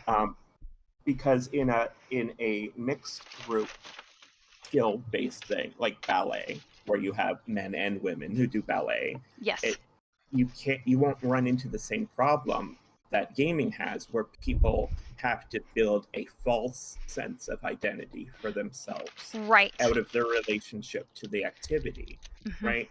In ballet, people can build an identity for themselves out of their relation to ballet, but they'll do it with their actual relationship to ballet. Compared to with gaming, people will build a false sense of their superiority in gaming or through gaming, because the attachment to masculinity means that they do similar things that get done in society by masculinity. Right. It's an attachment to the idea of being superior just because you're the one in charge. And it doesn't matter why you're in charge. You are in charge because you're superior because you're in charge. And that's how masculinity works in our cultures, just generally. Yes. Hey guys, I just wanted, I will be back in a few minutes. I have food being delivered. Oh, great. So sure. I will be back in a couple minutes. Yay, food. Get yourself some food. No problem. Yeah, so then for me it's like, so even in ballet, of course, because of our culture, you will have instances of like gradual chipping away at structures where a male is just put in charge, right? So we're finally, like San Francisco Ballet, I'm so proud to hear this, a phenomenal ballet dancer, she's taken over as the artistic director, and before that it's always been a man. And we just got her 2 years ago, and she's one of the first directors of a major company ever to be a woman. Right. And as we're pointing out, I wasn't trying to imply that, like, no. Ballet is this equitable thing, but rather that gaming is so horrendous. Yes. In contrast, yes, exactly, right? exactly. Yeah. We're all kind of like trying to break free of this together, but it's very challenging. And any environment where it was based on this feeling of elitism or exclusivity, and it's also catering to a boy audience, boys who would have been purchasing for themselves this feeling of, I deserve this. I deserve to be listened to. I deserve to have my opinion shape the entire fucking world. That's still what we're dealing with.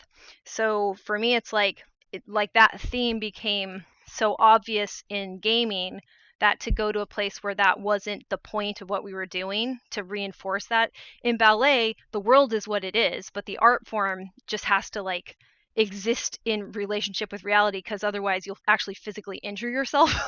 like you can only delude yourself so much if your joints are on the line. So that's always been a sense of comfort for me, that there's this art form that does have aesthetics and does change with the times. Absolutely, it changes with the times. Like now we're even having truly inclusive companies that are working with people's gender expression, because obviously we have like this idea of patida being between a male and a female, and that's been chipped away really phenomenally in the past 10 years to the point where you're getting some really incredible new artists and companies. But so we have all of this in our collective society, but any space where you haven't said like this is for boys and this is for girls, and even though people will say ballet is for girls, the actual profession is loaded with men. Like it is. Whereas there's nothing comparable in gaming. Like we weren't even secretaries at that point. We're just not there. Hi guys. Hi. I expected to have to go like all the way downstairs to get my food, but somehow they're like, yeah, somebody let me in the building, so I didn't actually have to go anywhere. Oh well, that's not so bad. I mean, it's kind of bad, but it's not so bad. I mean, I'm happy because I have Chinese food now in my house. That's good. Hope it's good. I hope so too, because this is my reward for all of this, and I'm gesturing at something you can't see right now. But, oh no, yeah, I can imagine. It's all the movie and the such and the so forth. How many boxes are in my living room right now? 8, I think. Well done. Yeah, one of them is almost full, almost. So, but this one's gonna take me a minute because I gotta like wrap this stuff up in towels and stuff because delicate. You said you've got Chinese food, and it made me think of a saying from Eddie Izzard, which is that, like, I don't wear women's clothes, I wear my clothes. Yes. Like, whose food did you take? But apparently, Eddie Izzard now goes by Susie Eddie Izzard. Oh, that's nice. I didn't know about the name. Yeah, and yeah, she was out as trans or gender fluid since 1985, so a year before I was born, and started professionally using she/her pronouns in 2020. Mm-hmm. And apparently at age 10 had picked out Susie as the name she was going to change to. Oh, that makes a lot of sense. Admit that. They've used Susie in one of their comedy routines. Oh, interesting. Yeah, the one where like they run off and hit this girl with a loaf of bread. What? I believe that was Susie, wasn't it? Wait, hold on. I have to find that. She looked at her passport, which read Edward, which is a name she never uses. So she thought, you know what? I'll get this changed. I'll add Susie and then Eddie, and people can choose what they want, which are names they actually use. That's great. Yeah. That's awesome. Hold on. Whoop. Okay. So my TV stand and my bookshelf are empty now. What? How did I do this wrong? Oh my god. Okay. Alright. Maybe I'm remembering this wrong, but this is a really good one, so I'm just gonna Where did my scissors go? Oh.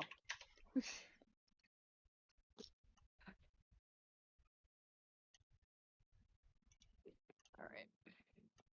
Oh, I wanted to talk about the way that HCAT, Housekeep-a-thon, works for me. Is that... Oh, yeah. Because I want to be able to sit at my desk with my headphones on and just talk to people throughout HCAT, all the time between me waking up and it starting, I just do all the chores I could think of, so that while I'm sitting here, I don't have anything in the back of my head going, oh, you should be working on this during Housekeep-a-thon, or you should do that. No, I want to have no distractions like that from me just sitting here and talking to people. I mean, if that's what works, it works, I guess. Yeah, and it worked very wonderfully. I did all my dishes. I washed them all in 6 minutes. It was so fast. When you said that, I'm like, wow. Yeah, well, so earlier in the morning, all of my dishes were just piled in the sink and on the counter. And I went and took all the water out and set them in nice piles that I could come and dress later. And then when I came to the later, it was nice and fast. All right, I'm sharing this because I swear this is the name that he used, which would make sense. Yeah. Yeah, so, and it's over months and years, isn't it? Puberty's over months and years. It should be one day. Get God. the fucker Okay. over with. Go into school. Sorry, I'm late. I don't know why I was late. By the time you get home, right, I'm going home to get a job with a drill. I've officially finished dealing with all of these boxes. And that one day at school will be weird. Sorry, I don't know the answer to that question. I don't. For the moment. Excuse me, can I be excused? I seem to have the plague. And then I had to chat up girls, and I've never used my vocal ability to chat up girls. And when your voice is breaking, it's very hard saying, "Oh, wow, Susan, I really See? fancy you." I saw you in the playground. I had to chat up girls, and I'd only tagged them before, and I didn't have the verbal power to be able to say, "Susan, I saw you in the classroom today. As the sun came from behind the clouds, a burst of brilliant light caught your hair. It was haloed in front of me. You turned, your eyes flashed fire into my soul. I immediately read the words of Dostoevsky and Karl Marx. And in the words of Albert Schweitzer, I fancy you." But no, at 13, you're just going, "Hello, Sue. I've got legs."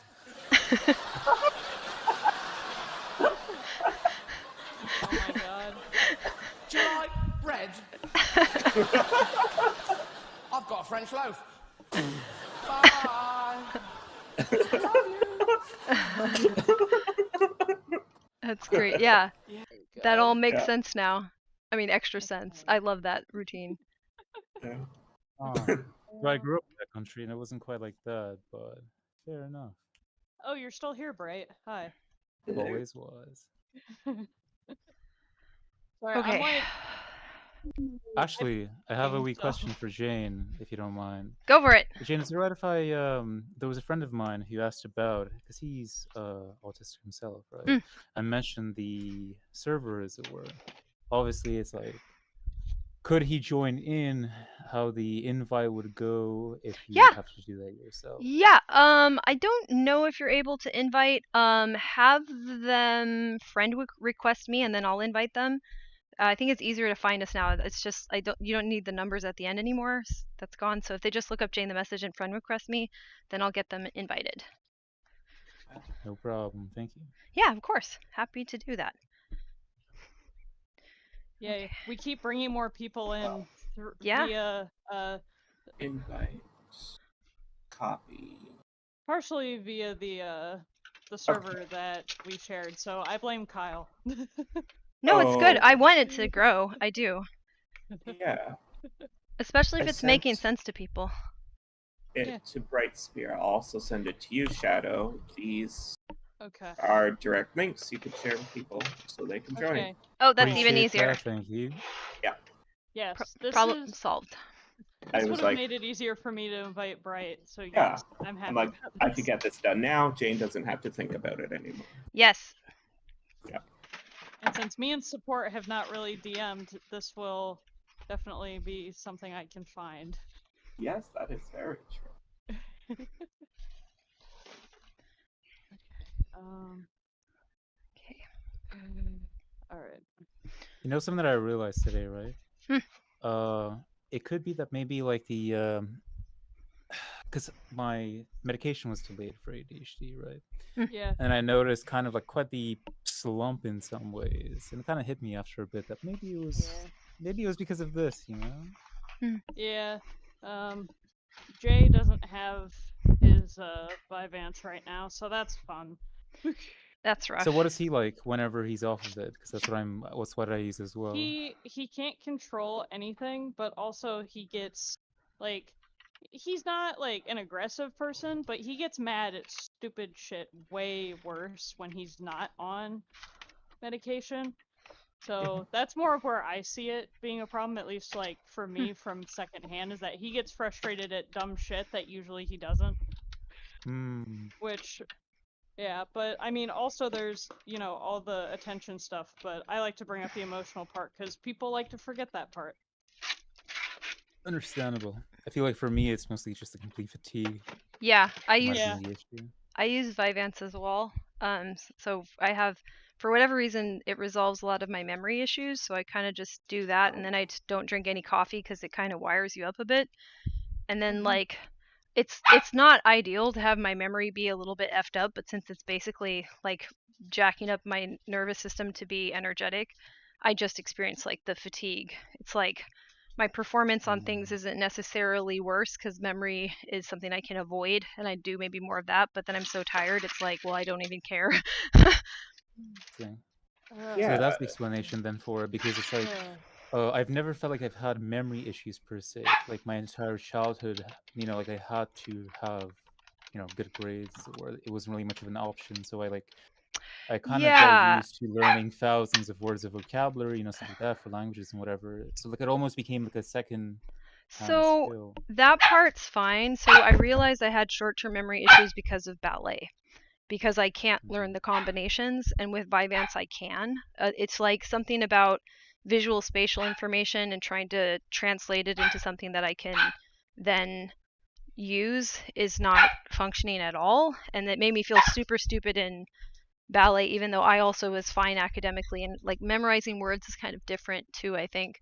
So it's like I think it'd be hard to check your short-term memory, but if you have to learn like a physical skill, that's usually where that's going to be harder for it to be resolved. I would agree, yeah. Right, so Vyvanse is used in the same way as other pharmaceutical. Damn it, I just lost the word. Okay. Amphetamines, right? Correct. And so, Jane, you're the resident neuroscience expert. It's going to have a lot to do with dopamine systems, right? Yep. Right, and so I don't think I actually have ADHD. I think I have dopamine issues. Yeah. Right? And the most important one is that because of my inability to understand this linear goal-seeking behavior, I can't get dopamine rewards from tasks intrinsically, right? And I need to follow up. Bright was bringing this up. So there are like different ways that dopamine is connecting to the brain. Like there's different receptors that kind of do different things. And I don't really know what that means for us yet. So that's something that's kind of on a to-do list to be like, well, what does that exactly look like? What's the difference between a dopamine reward or even dopamine keeping track of where you are on a sequence versus dopamine and pleasure in a more general sense, which is my understanding of like one way to break down the systems. And then that's very limited because again, I don't have enough time to. I'll find that like video that I found on tonic and phasic dopamine or whatever. That's yes. Thank you. And just yes. So the thing about like the ADHD thing and dopamine is that they are connected. ADHD is just not very well described or named. So it's kind of hard to say that you do or don't for me. Oh, sure. Well, it's an executive function disorder, no? They are related, so it's kind of hard for me to know how to relate to that. Yeah, the problem with it is that I've said this before in the last week, and I think it's just really important to remember, is that probably ADHD is multiple things clustered together. Right. Yes. So it's like, okay, maybe you have ADHD, but what the pack of ADHD that's running in the center has isn't maybe the same thing as you. You just have some shared brain regions, or maybe not even. It's just the outcome. We don't know.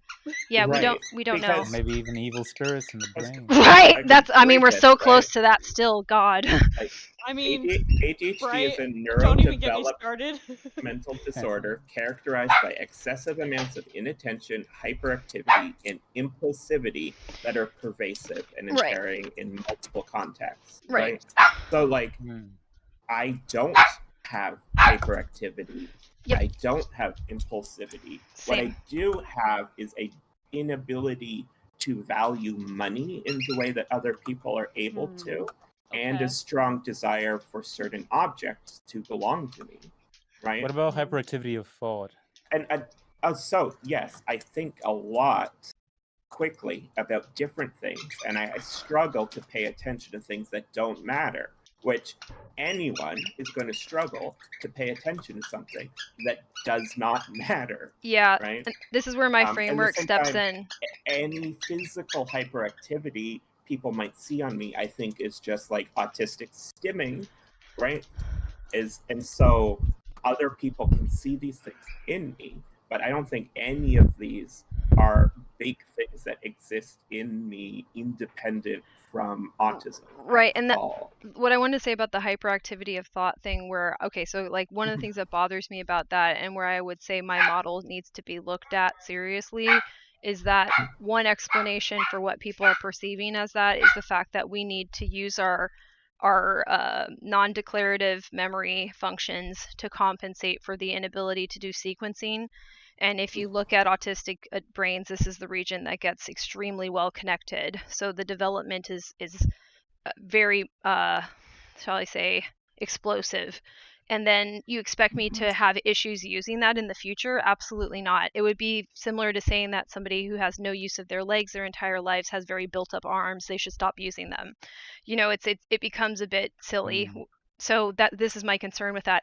I also I believe I had a fast processing speed as a bias, but I needed to make it faster in order for me to do this kind of work and keep up with my peers who are able to switch between different ways of understanding the task at hand or goals or where they are relative to the goals. I can't quite do that, so I have to do these workarounds, and it's important for me to be able to be quick and also to be able to work on it continuously for a long period of time. So it's like, for me to be if anybody says like, oh, you sound ADHD to me because you're thinking quickly, speaking quickly, thinking a lot, it's like, well, I've never not.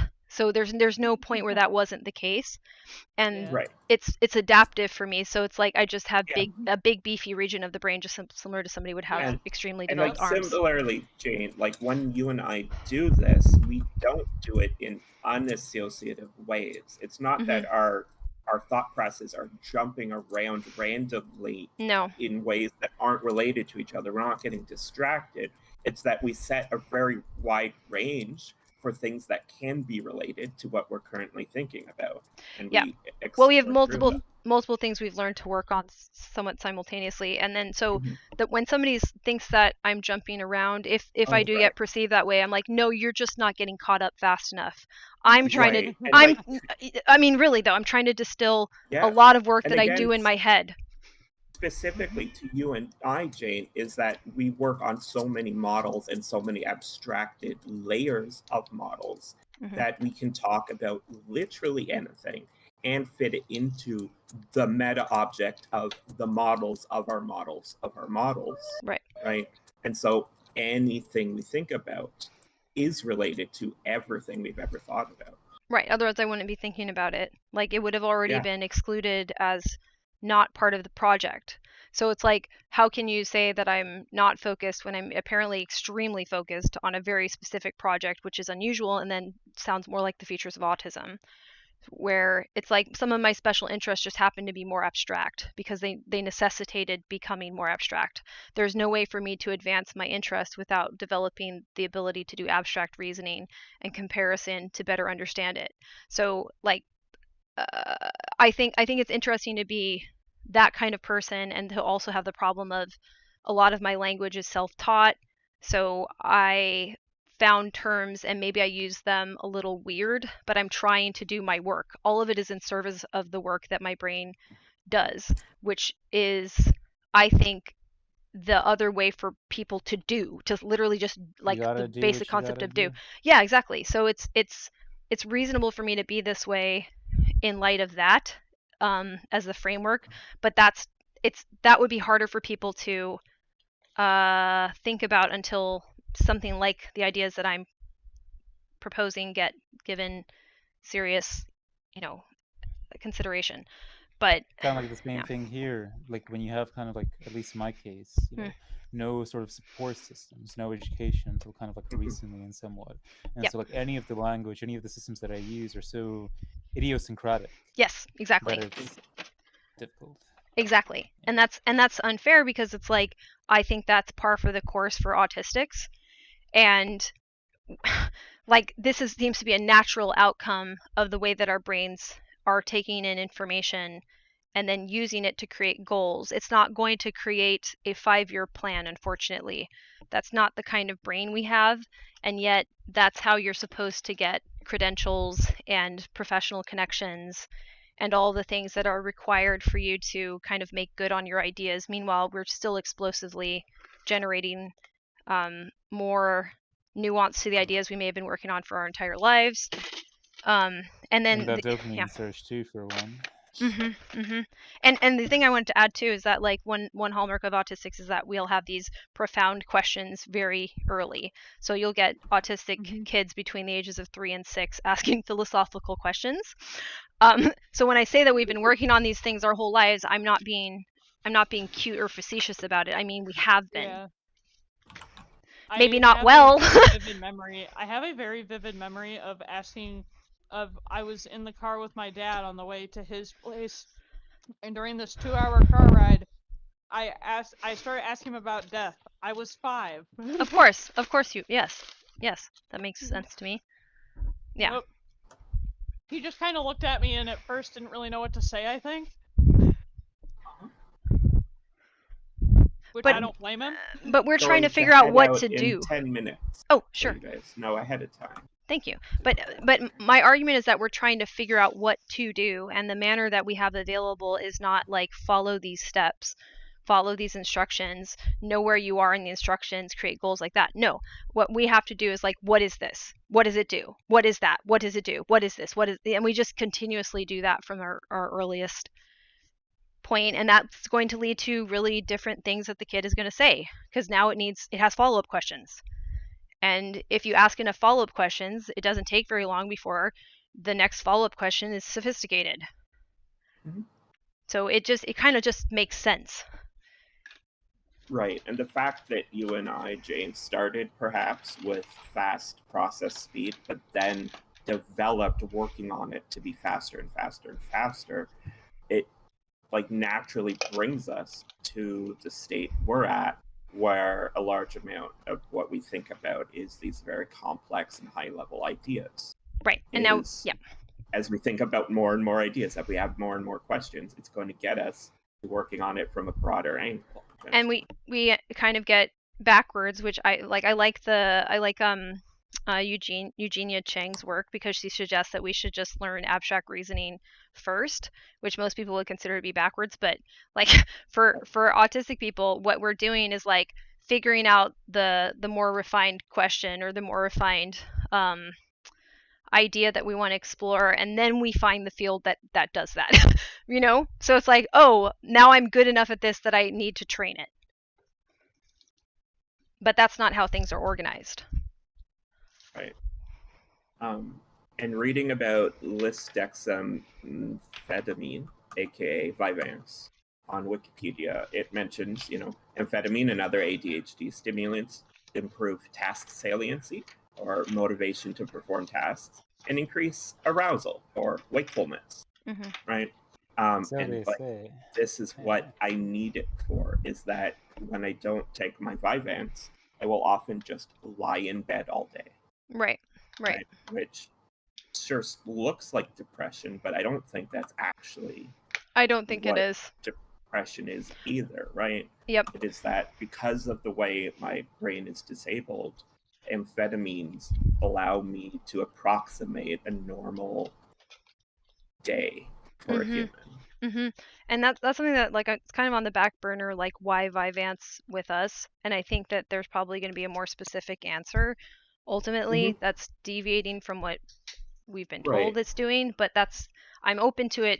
I'm open to being anything at this point. But for now, I just know that it is helpful. Yeah. And Vyvanse, out of the amphetamines that are used to treat ADHD, is a through-the-day release one.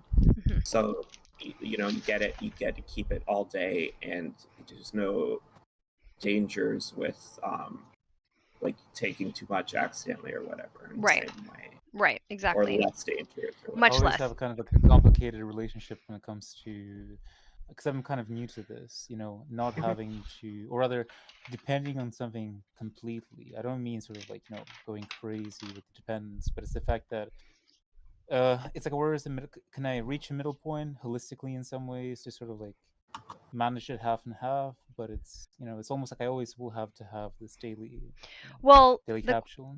The question that I have is, were you using caffeine before? Never, not at all. I always drink Really? coffee.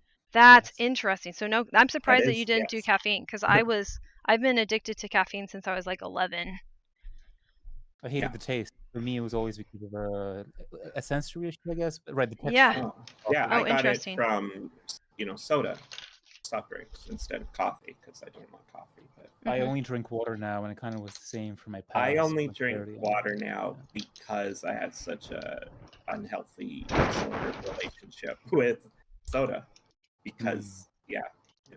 But there is something to be said about like I noticed now. I was telling my friend this today. It's like I feel like I'm not getting enough sugar. Like I go a bit compulsively the other way around, where I feel like I have to cut it completely from my diet. But at the same time, I don't know. Well, do you like bananas? I do like bananas. I have one every day usually. Oh, Oh. no. Don't tell me. Why don't you eat 2 or 3 bananas a day if you're worried about getting sugar? But then I could explode, right? Because no, it is healthy. You can absolutely eat like 11 bananas a day and you're fine. Would 12 be the magic TNT number then? No. Explosive. Hang on. Explosive Bananas would be a good punk band. Yes. I just know this from my time engaging with veganism is that there are people who eat a very large amount of bananas every day. And a lot of people apparently heard from doctors that like it's easy to get potassium poisoning from bananas. No. And it is not. It is isn't there such a thing as if you eat too many carrots, your skin is going to change color naturally? Yes, that is true.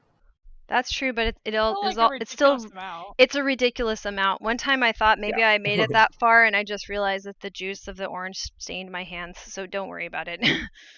Yeah. Interesting. Now I need to eat more bananas per day. Yep. I'm slowly working on things. Like I said, it's a bit of a complicated time right now, but like especially like food wise, I've been thinking about sort of like making batches of soup because I need to do like pre-planned meals. At least soup is good. Yeah, I've had right, but I want to add like tons of protein powder into them because I need protein. No, that's fine. Did I tell you what protein? So I can't have this anymore because I seem to have a severe problem with it. Just real quick, I'm gonna pop out now, and you're not gonna be able to say bye to me because I'm leaving when I end this sentence. Okay, bye.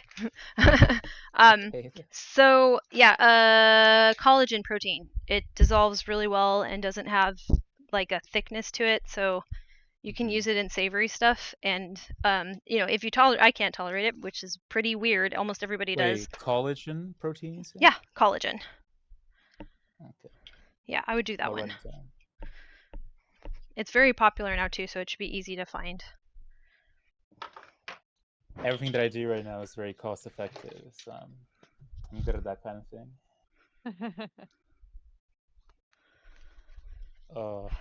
I did a very random thing today, by the way. I had kind of like a strange impulse. It was raining quite heavily.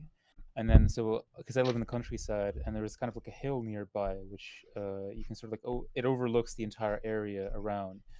And so I went out for a walk in my shorts and flip-flops in the middle of a thunderstorm. And I was like, it's been a while since I did that, Because like there was at a point where I was kind of getting more the tail end of it, and there was a lightning strike about 50 meters from me. And I it's almost like I forgot that there's usually thunder afterwards. And when it hit, and like the boom was, some amount of decibels, like it jumped out of my skin. But it was, the ozone, the feeling. I kind of missed it. I want to do it again. Oh, that's fun.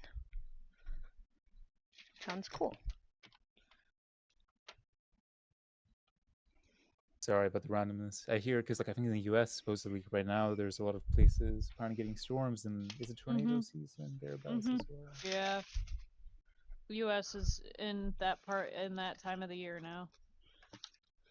I used to do measurements for the Met Office here in the UK whenever we'd have storms. I did it for a while when I was like 17 and 18, and I kind of like. I always had this dumb dream that I'd love to storm chase in the US, I don't know much about storms because I'm in San Francisco and we just don't have weather. So like you guys just don't. Nope. I mean, we have fog. Just earthquakes. Yeah, earthquakes. Oh yeah, we do. I had earthquake drills as a little kid all the time. So they like get you prepared. I just have tornado drills more than anything back then. Yeah, nothing like that at all. Mm. Never had to worry about tornadoes or anything. They look so cool. They do. I can never get the sound of a tornado out of my head, though, since the one that I was actually close enough to hear it. Ooh, what's it like? Is it a whoosh? So when they say that it sounds like a freight train, they are correct. Oh wow, that's the thing. scary. It's actually an accurate statement. I was in Texas in 2016 during a tornado, and it like flattened houses and destroyed others like across the street from the neighborhood that I was in. Wow. So it was very close. Thankfully it didn't hit us. Like all that happened was like the back these back long windows in the house shattered because of the pressure, but it thankfully didn't hit us. But yes, freight train is an accurate description of the sound. It's like an oversized washing machine. Yeah. It's more scary though, because in Texas, all the like the ground, there's so many rocks inside of the soil down there that you don't have basements. So it's in the like tornado alley, but there's no basements. So well, there's always prayers to the gods, I suppose. Yeah, that's what we default to somehow still.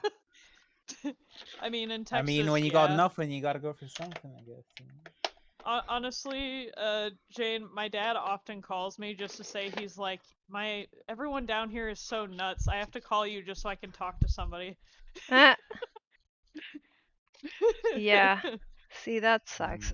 Yeah, I was. That does happen. I was just thinking about so I'm a 4th generation San Francisco person, so. Oh God. I have no interest in being anywhere else, especially like in the U.S. because like I just looking at like. We're nuts.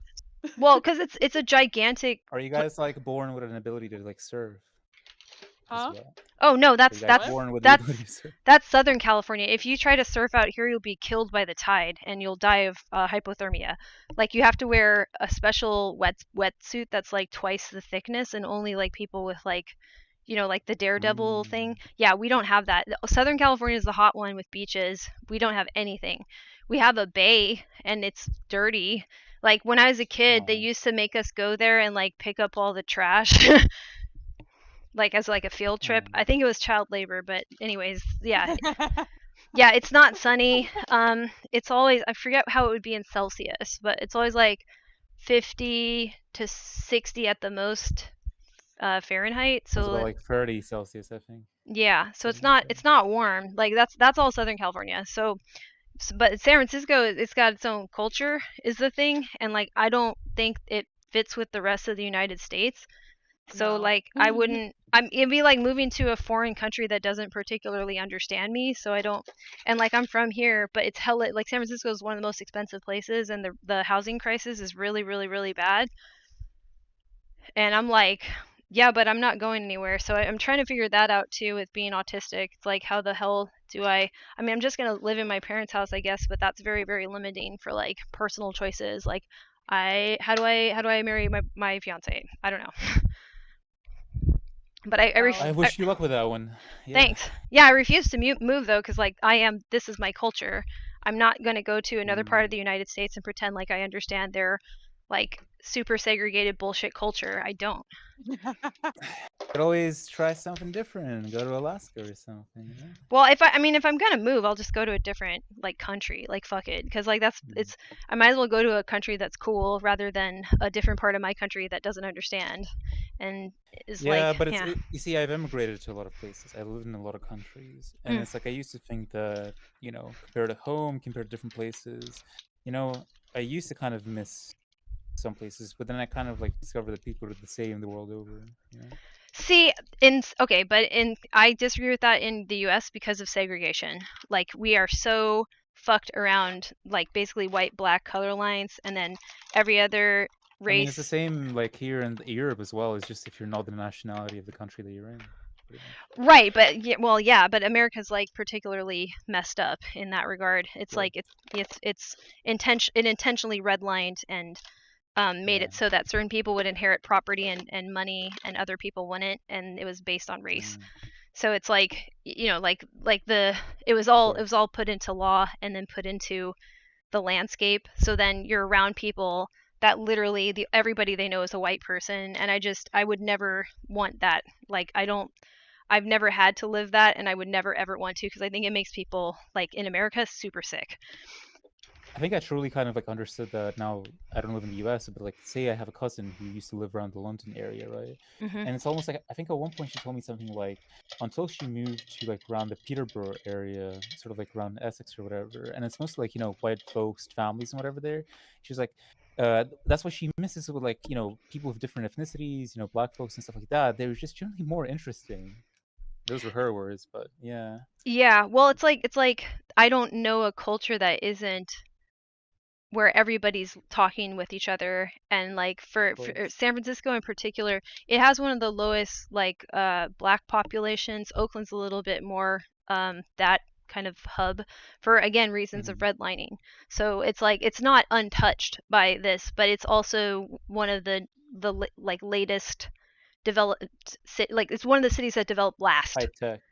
So, and it's the furthest away from everything. Like we're practically in the ocean.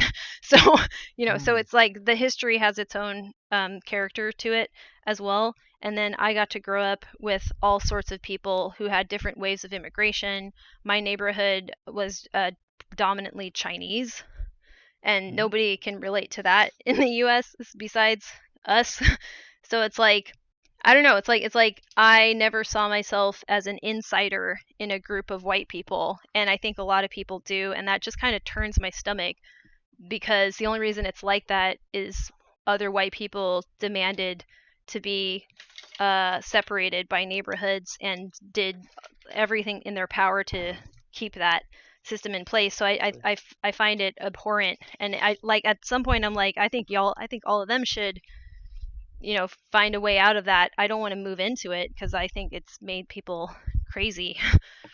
Yeah. But it's like kind of like, to me, that's like that remnant of the puritanical and all those those people who were kicked out of England and all our places back in the day, Right. And they've come up with their own like superiority complex. It's so it's like it's the inner circle analogy that you basically did the whole thing on. Based on skin color, and I just find that whole thing to be so nauseating, and like it's just I would never subject myself to that.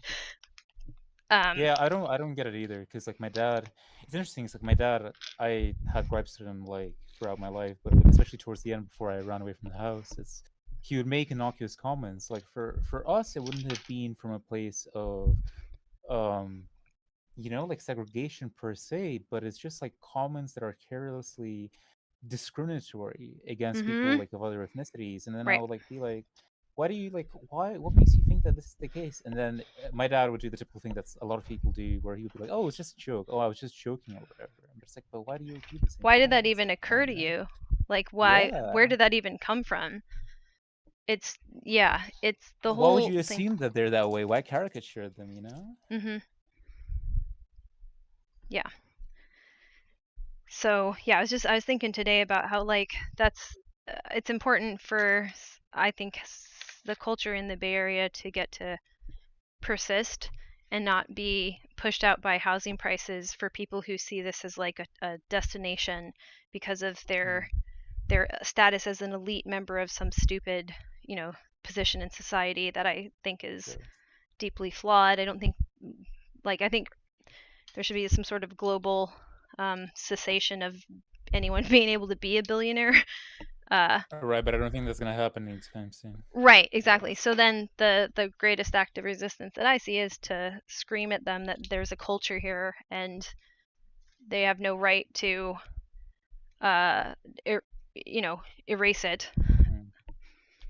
Yeah, but it's at the same time like that's the I don't know, it's like that's the thing that I noticed, like with people, at least my generation, now me and Shade are kind of around about the same age, but it's people not really going out to vote per se, or being discouraged from doing so. And so like, how can you then influence, the voting body, or sorry, the god damn it, the people who make the legislation, Right. And well, not to basically like slowly bring in changes. yeah, exactly. And I think on some level it has to be like, we have to start running for office. Like, that's the problem right now. But then it's like, but we've made it such that it's so expensive to run for office successfully, and you have to get the favor of people that are basically like lords and ladies, which is like, why did we even come out here?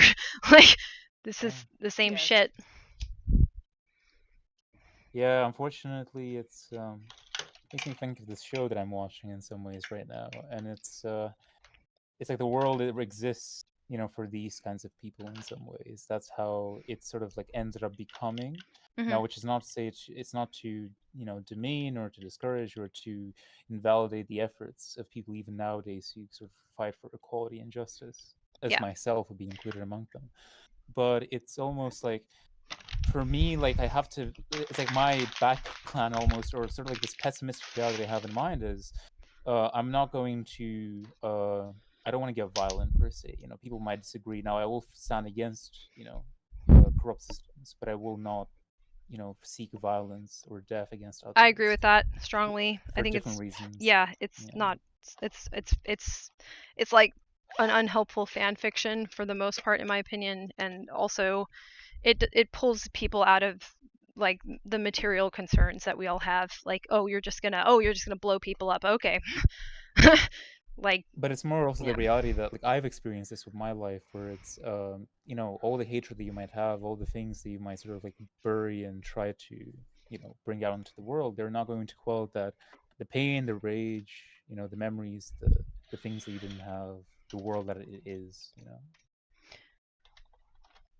One person's rage, or even 100 people's sort of actions against something, will likely not, they're not going to dethrone the elite, so to speak. No, absolutely not. And I think it's just like a tactic that kind of is more of the same.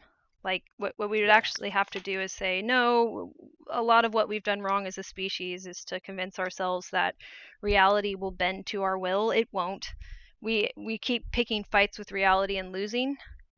So we need a sober view of what our place is as a piece of nature, and then to consider what we've evolved to be healthiest with, which does cut pretty nicely across all of the species. There's some special but then again, considerations. like these are all sort of like illusions, but we sort of like gather in groups to sort of determine which illusion we're going to adopt. Yes. Oh, absolutely.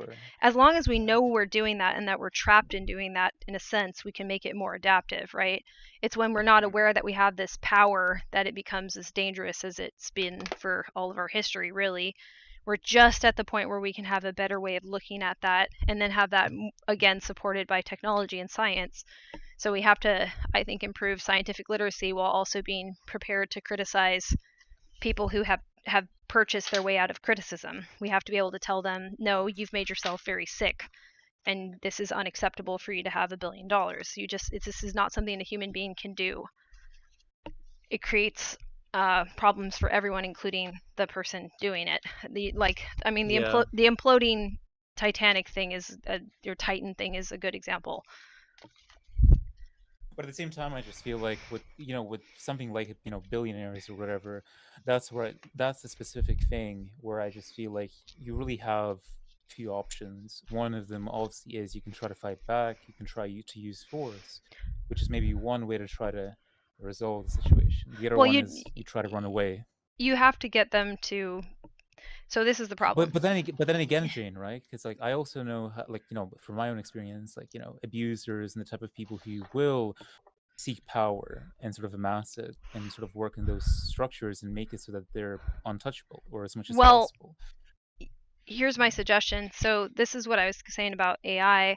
So AI will eventually be able to have the capacity to do diagnostics on people via being exposed to them over time, to look for patterns that match other psychiatric conditions, or what we recognize as maladaptive patterns of thinking and behavior, right? So eventually you could just have the AI screen them, without them being particularly the wiser, because they all have to use the internet and they all have to use all these things.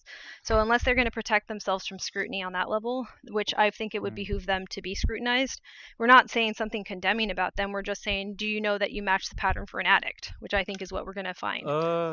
I agree with that, surely. I think like that's as sort of like with the newer generation as time goes on. It's just the people that have the power right now. Oh yeah, they hold the keys, as it were. yes, absolutely. But on the plus side, at least they're old as shit and are scared of technology. You know what I mean? Like they're not really aware of AI. Well, I'm also very happy to know that cryogenics is definitely not going to work out at Oh this stage. no. That's such a silly pipe dream, but I mean, there's other concerns, but that's I agree. Have you watched Altered Carbon? No, I have not. Good one. Yeah, if you want to drop the link to that in, I think we have something called Watch Party in the Discord. That would be a good place for that. I have no idea there is, but I'll find it. Yeah. It's a good show. It's like it's in the future. One specific thing is like it shows you what happens if rich people could be immortal, and it's real bad. Oh, good. That sounds real bad. Fun. It's just one of the elements, but yeah, it's a really good show, especially the first season I found. Well, the second season was great too. Yeah. Otherwise, I wish you honestly like. I hope it works out with the living situation. I'm in a similar ship as yourself. Thank you. I'm trying to figure out how to process it so that I'm not ignoring it, because my first solution was just to ignore it, but that was prior to being diagnosed. And now it seems, well, that's not necessary for me to hide. Like when you're concerned that you should be ashamed of yourself, it's a lot easier to convince yourself that hiding is a good idea. Now I'm not.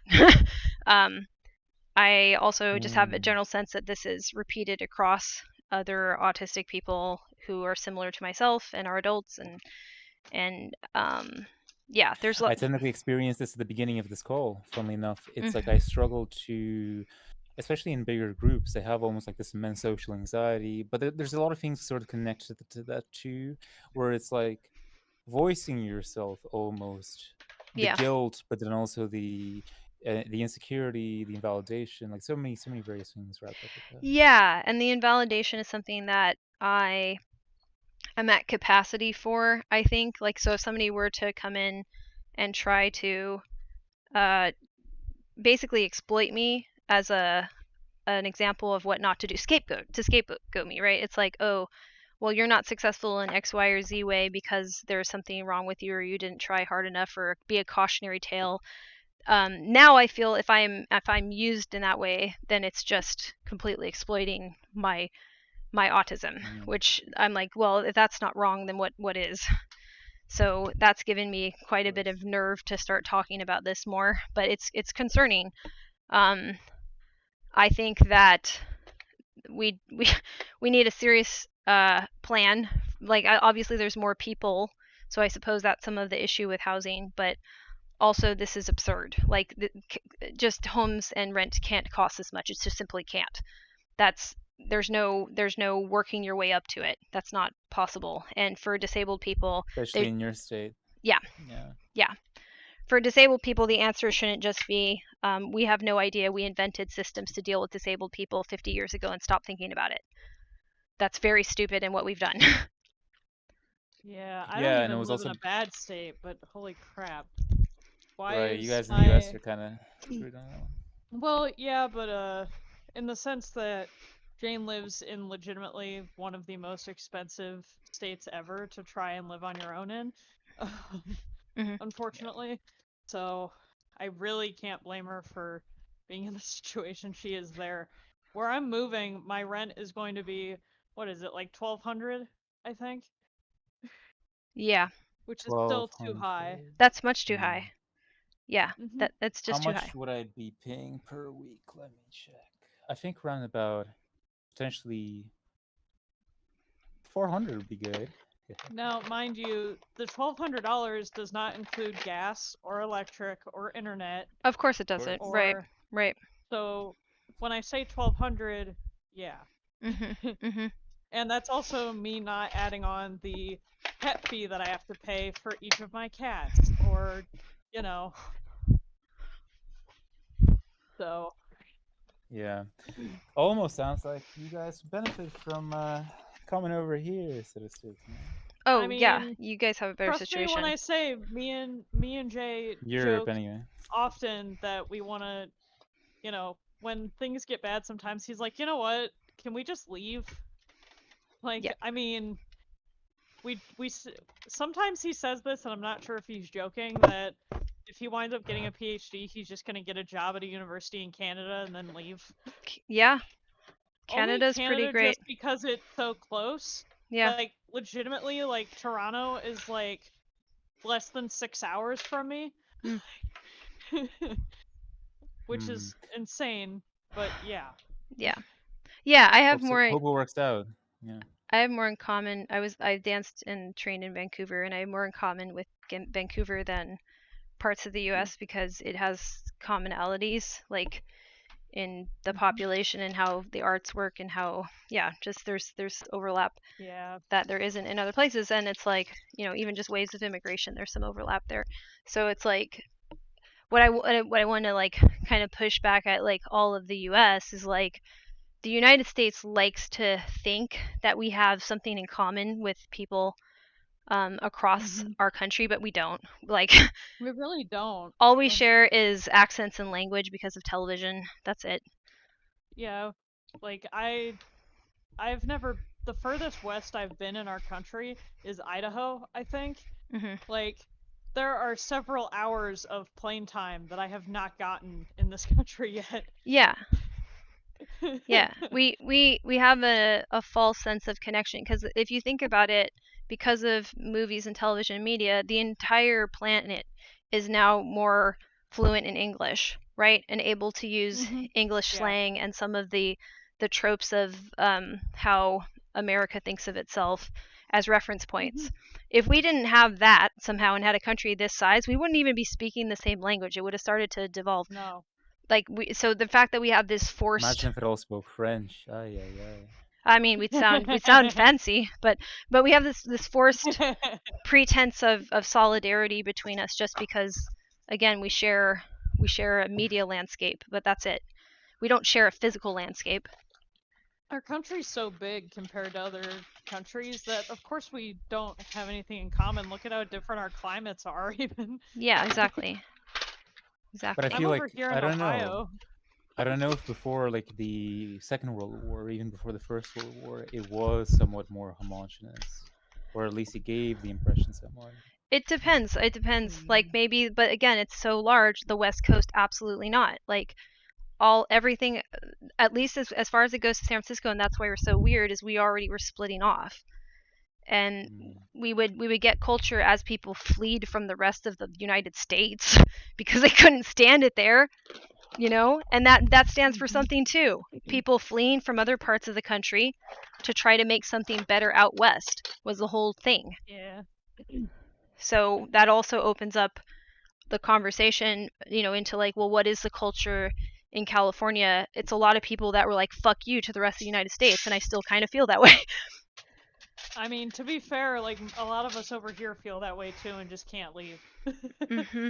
So then the question is, like, where do people go when they're already in the place where other people go to escape their place, so to speak? You know? They go to Texas, from what I've been told. No, right. I heard something about. I've heard a lot of people moving from California to Texas. Yeah. Austin, I believe.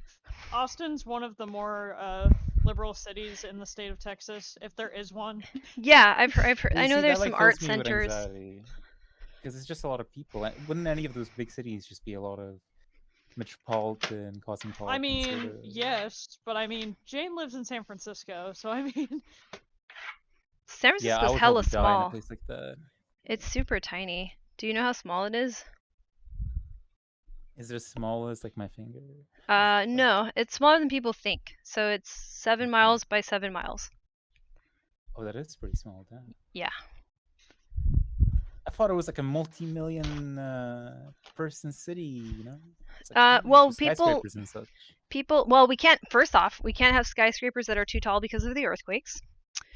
they will fall. And Oh. then yeah, and then Wait, isn't there that pyramid building, that pyramid skyscraper that was yes, apparently like it has those stabilizers? yes, you have to have special buildings and special, yeah, it's possible, but it's very expensive and difficult to do. It's not worth it. So there's very few of them. And then also, a lot of people, they live in the Bay Area, maybe they work in San Francisco, but also if you're in the Bay Area because it's so small, then you probably go to other cities not too infrequently. Like, it's not that big of a deal to go to the South Bay or the East Bay. That's what kills me about the US, the over-reliance on cars. Yeah. Yeah, we need better transit out here. We have transit, but it's got a lot of issues. Derailing and all that. Well, yeah, and like there's it's just, well, that's a whole other thing. It's like they didn't even design it properly. Like there should be stops and stations where there aren't. Yeah, I'm figuring out. Oh God, why? Hang on, cat. Sure, no worries. Gato. El gato. Well, I thought he was about to knock over one of the boxes. He wasn't. He's just, I don't know. Things are changing in the living room, and my cats are freaking out. Got it. That's a cat-like thing start to knocking do. things off of the surface. Well, I have, how many boxes are currently sitting in here? There's 7 out here, and there's like 3 or 4 like hidden away in other places that are packed right now. So there's a lot of boxes everywhere. At least for my small space. I autopilot moved something that I now need, and I found it. Thank God. You know, actually, Jane, also like the situation that you're kind of like having right now, it's so right now with my own one, it's kind of an interesting sort of thing. So I'm applying for like the special schemes here for council support for the housing, right? Right. And I'm trying to do it based on like my disabilities and such. And then that was like a part of me was kind of worrying about the trajectory that the United Kingdom is going on, where it's like, is it going to be sustainable for me to, in some ways, depend somewhat on the disabilities that come in, you know, to be able to sort of like live on my own, you know, right. for myself? Because like once it's just when I, you know, left the family home, and that's putting it mildly, I couldn't continue sort of like working anymore. You know, like I was working kind of a lot of the time, but it was in a very non-autistic kind of way, I suppose. Yeah, I understand. And so I have to backtrack my whole life, and now I'm doing things that I remember. Like I opened up to one of my cousin-in-laws, right? Which I didn't know at the time. He was quite the conservative kind of sort of like person in some ways, but it kind of makes sense in retrospect. And like the moment that I mentioned something akin to sort of getting disabilities, he was like, "Oh, wait, hold on a second. You're a man. Like, oh, you need to do these kinds of things." You know what I'm saying? Like, wow. Do you want people to think that you're dependent on like benefits? Like, it's so in my culture, it's so, or just in general, because it's across 2 different countries from both sides of my family. Yeah. It's like, God's forbid you ask for help financially, for example. So that's interesting to me too, because my current thinking is that, and I mentioned this before, that disability needs to be reframed in light of autism, so that we don't have programs that respond to autism properly in terms of disability support, which we absolutely require.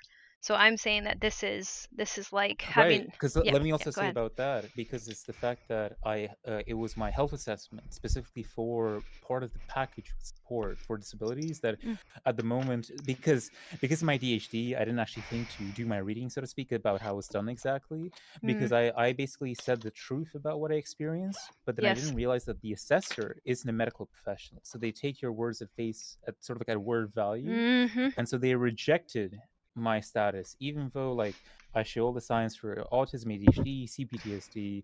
Like, you know, I can't eat, I have night terrors, you know, I have insomnia, but then they're like, oh, you can still work, no problem. Right. Their criteria is, I mean, so deeply flawed as to be absurd. Like it doesn't capture autism as a disability at all, And even as people think about autism, they usually talk about how they experience us as autistics, not what our actual disability is, and that's what's pissing me off at this point.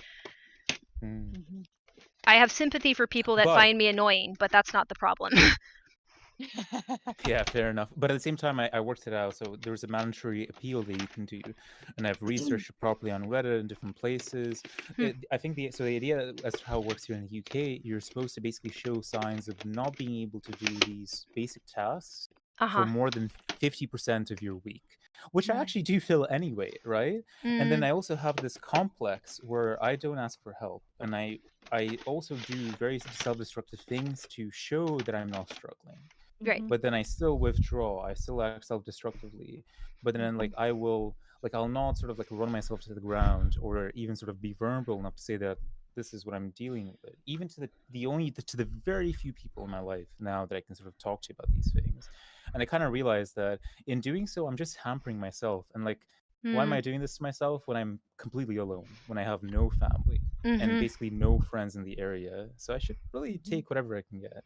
You should. And you know, even that brings up to me kind of like to circle this back, like the idea of me explaining my frustrations and concerns about how am I ever going to be able to live with my partner, right? How does this work? And the problems with that without somebody telling me that I'm complaining. You see what I'm saying? Where it's like this consciousness of like, oh, I need to censor what I say because I can't, on top of everything, deal with these people who are, you know, at that point I'm going to lose my patience with, right? Where it's like I've got an idea for that. Right. So you set up an area if you have a garden or like in a room, and you make it like sort of like a little ring, and then any person who like sort of like makes, you know, says something like that, you're like, okay, you and me, we can go in the cage. Whoever wins. Yeah, I'll cage fight them. That's great. We can take bets. That's how I make my fortune.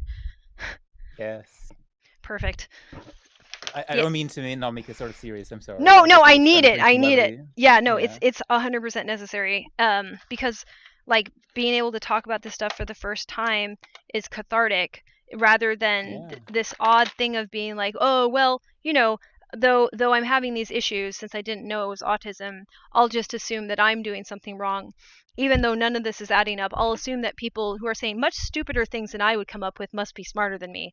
It's I don't have to do that anymore. I can say this is that's why, a disaster. Because you gotta go for things. Yeah, you gotta go for things because like people who, as you say, people who say dumber things, who are less skilled, less knowledgeable, less aware of things, are getting those things much easier. Yeah. And they are not sure what's happening, and I think many times are actually consoling themselves. Like they're basically telling a story that doesn't end up with them being somebody that's exploiting others. Or, you know, possibly losing aspects of their life that they really care about, or finally maybe doing something that is just scamming people, not just exploiting but scamming. I've fallen for some of those in the past. yeah well, because like why would somebody tell such a stupid lie? To scam somebody is to once again get in a contest with reality. You can't lie to reality. You can confuse and lie to people, but the consequences exist in material reality. And you know, if you're too stupid to know what those things are, then that's frustrating that that person would even have money or authority to do any of that, but they do. Yeah, sadly so. It's a rough world. Yeah, but talking about it makes it possible to actually successfully challenge it. Like, just like, this is who I am as a person, is to keep asking, well, what's that and why? Okay, well then why that? Yeah, exactly. And if some people get pissed off about that, I mean, there's plenty of people they can listen to that won't do that, so I'm sure they can handle one or two that does. Yeah, that's true. Oh boy, I don't know. I hope it works out like for all of us, honestly. Part of me like hopes that with this thing, like I'll be moving closer to the seaside.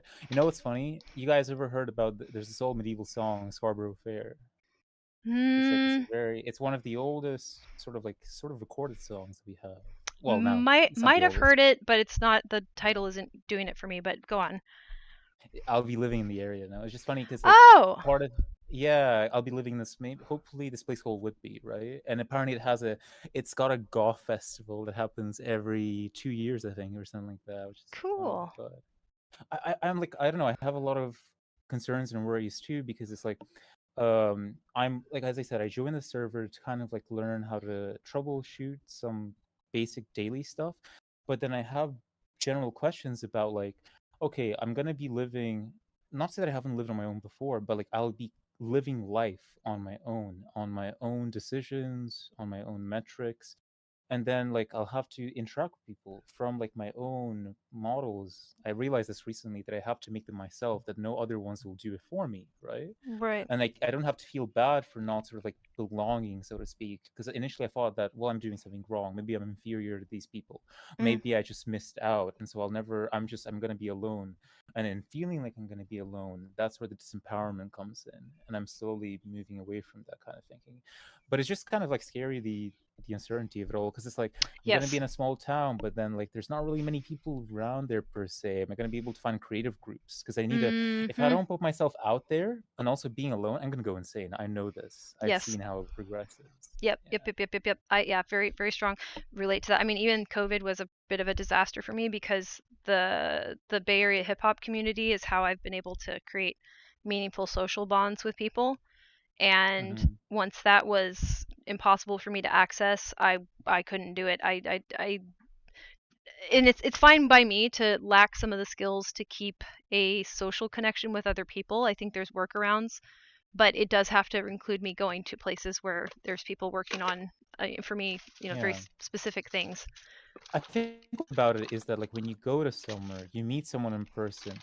I think is the structure of it and the limitations are actually good, because Mm. this is the issue that I take with the internet Mhm. potentially, whether it's, could be Discord servers, could be friends, could be videos, could be like communities like that online, where it's like there's no limits, there's no bounds, and it's very easy to like fall to get like sort of like lose out of yourself, at Yes, least I for me. agree. I agree. This is why eventually what I want to have is this digital neighborhood idea come to some sort of like actual fruition. It still won't be the same thing as, physical reality, but what it will start to mimic is the experience of being at a place, and within that place We should do it there's. in VR. We should Yeah, do it in VR exactly. chat at some Exactly. point. Yeah, Yeah. that's the big goal, is to do a VR. And even, as people might have, this is way down the road, like houses that have AR capabilities, you could do something interesting with that.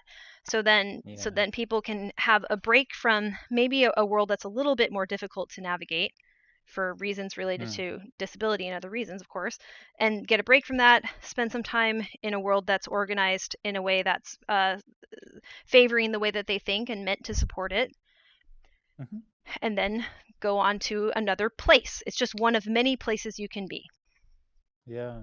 I would love to see that happen. I really do. Like, because I told you at the beginning when I kind of joined in, I had that similar idea of kind of like a VR learning space or a library where somebody could make Hmm. it of their own image, or at least an image that's comfortable for people around the world.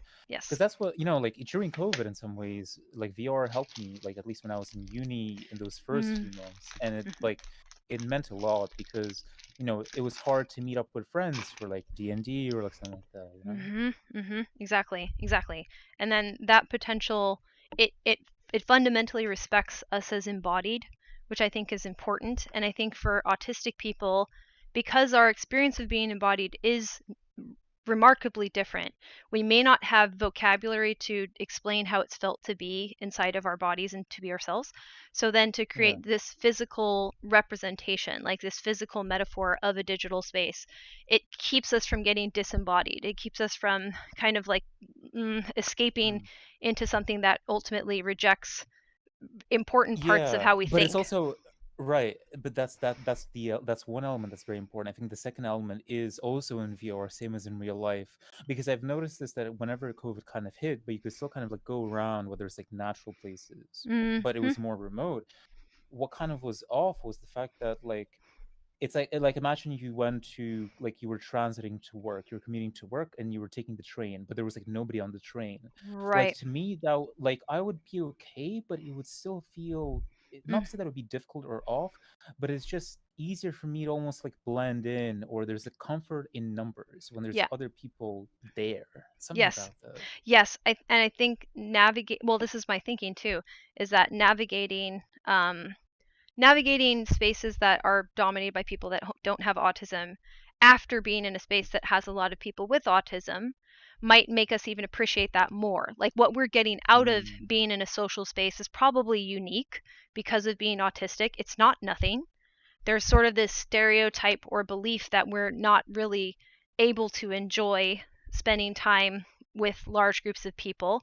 There's restrictions on it, there's limitations on it, but we still are I would say call us pro-social. We're not antisocial, we're not asocial. We have Maybe socially pro-social. sensitive. Yeah, socially sensitive. Absolutely. That's beautiful. I really like that.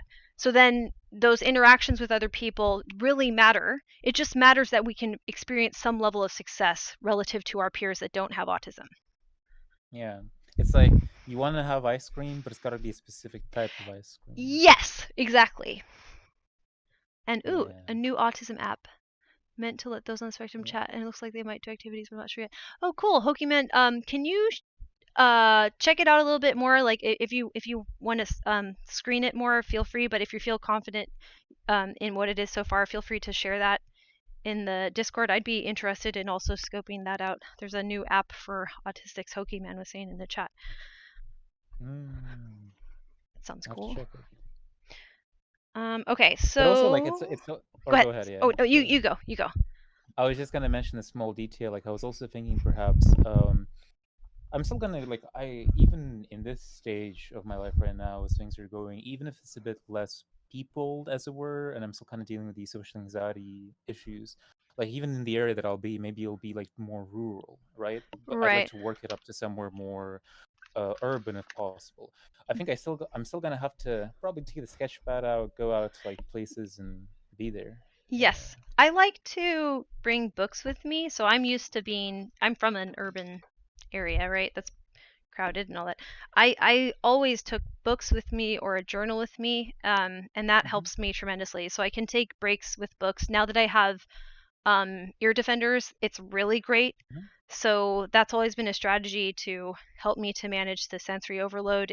But that's interesting because I'm the same too. Where like I also use books, or whether because I always wear headphones in public, for example. Yeah, right? yeah, yep.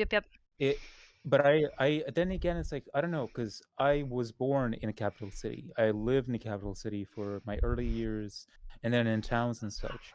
But what I find comforting and peaceful for my mind is like the countryside, where there's like less people, where there's nature. Yeah. It's like the balance. What's the balance there? I guess. Yeah. Right. Yeah. Oh, I agree with that too. I don't have very much experience with that. Like just the most limited things of going camping and then understanding like, oh yeah, you can like stop thinking about all this stuff that you have to process when you're in a city.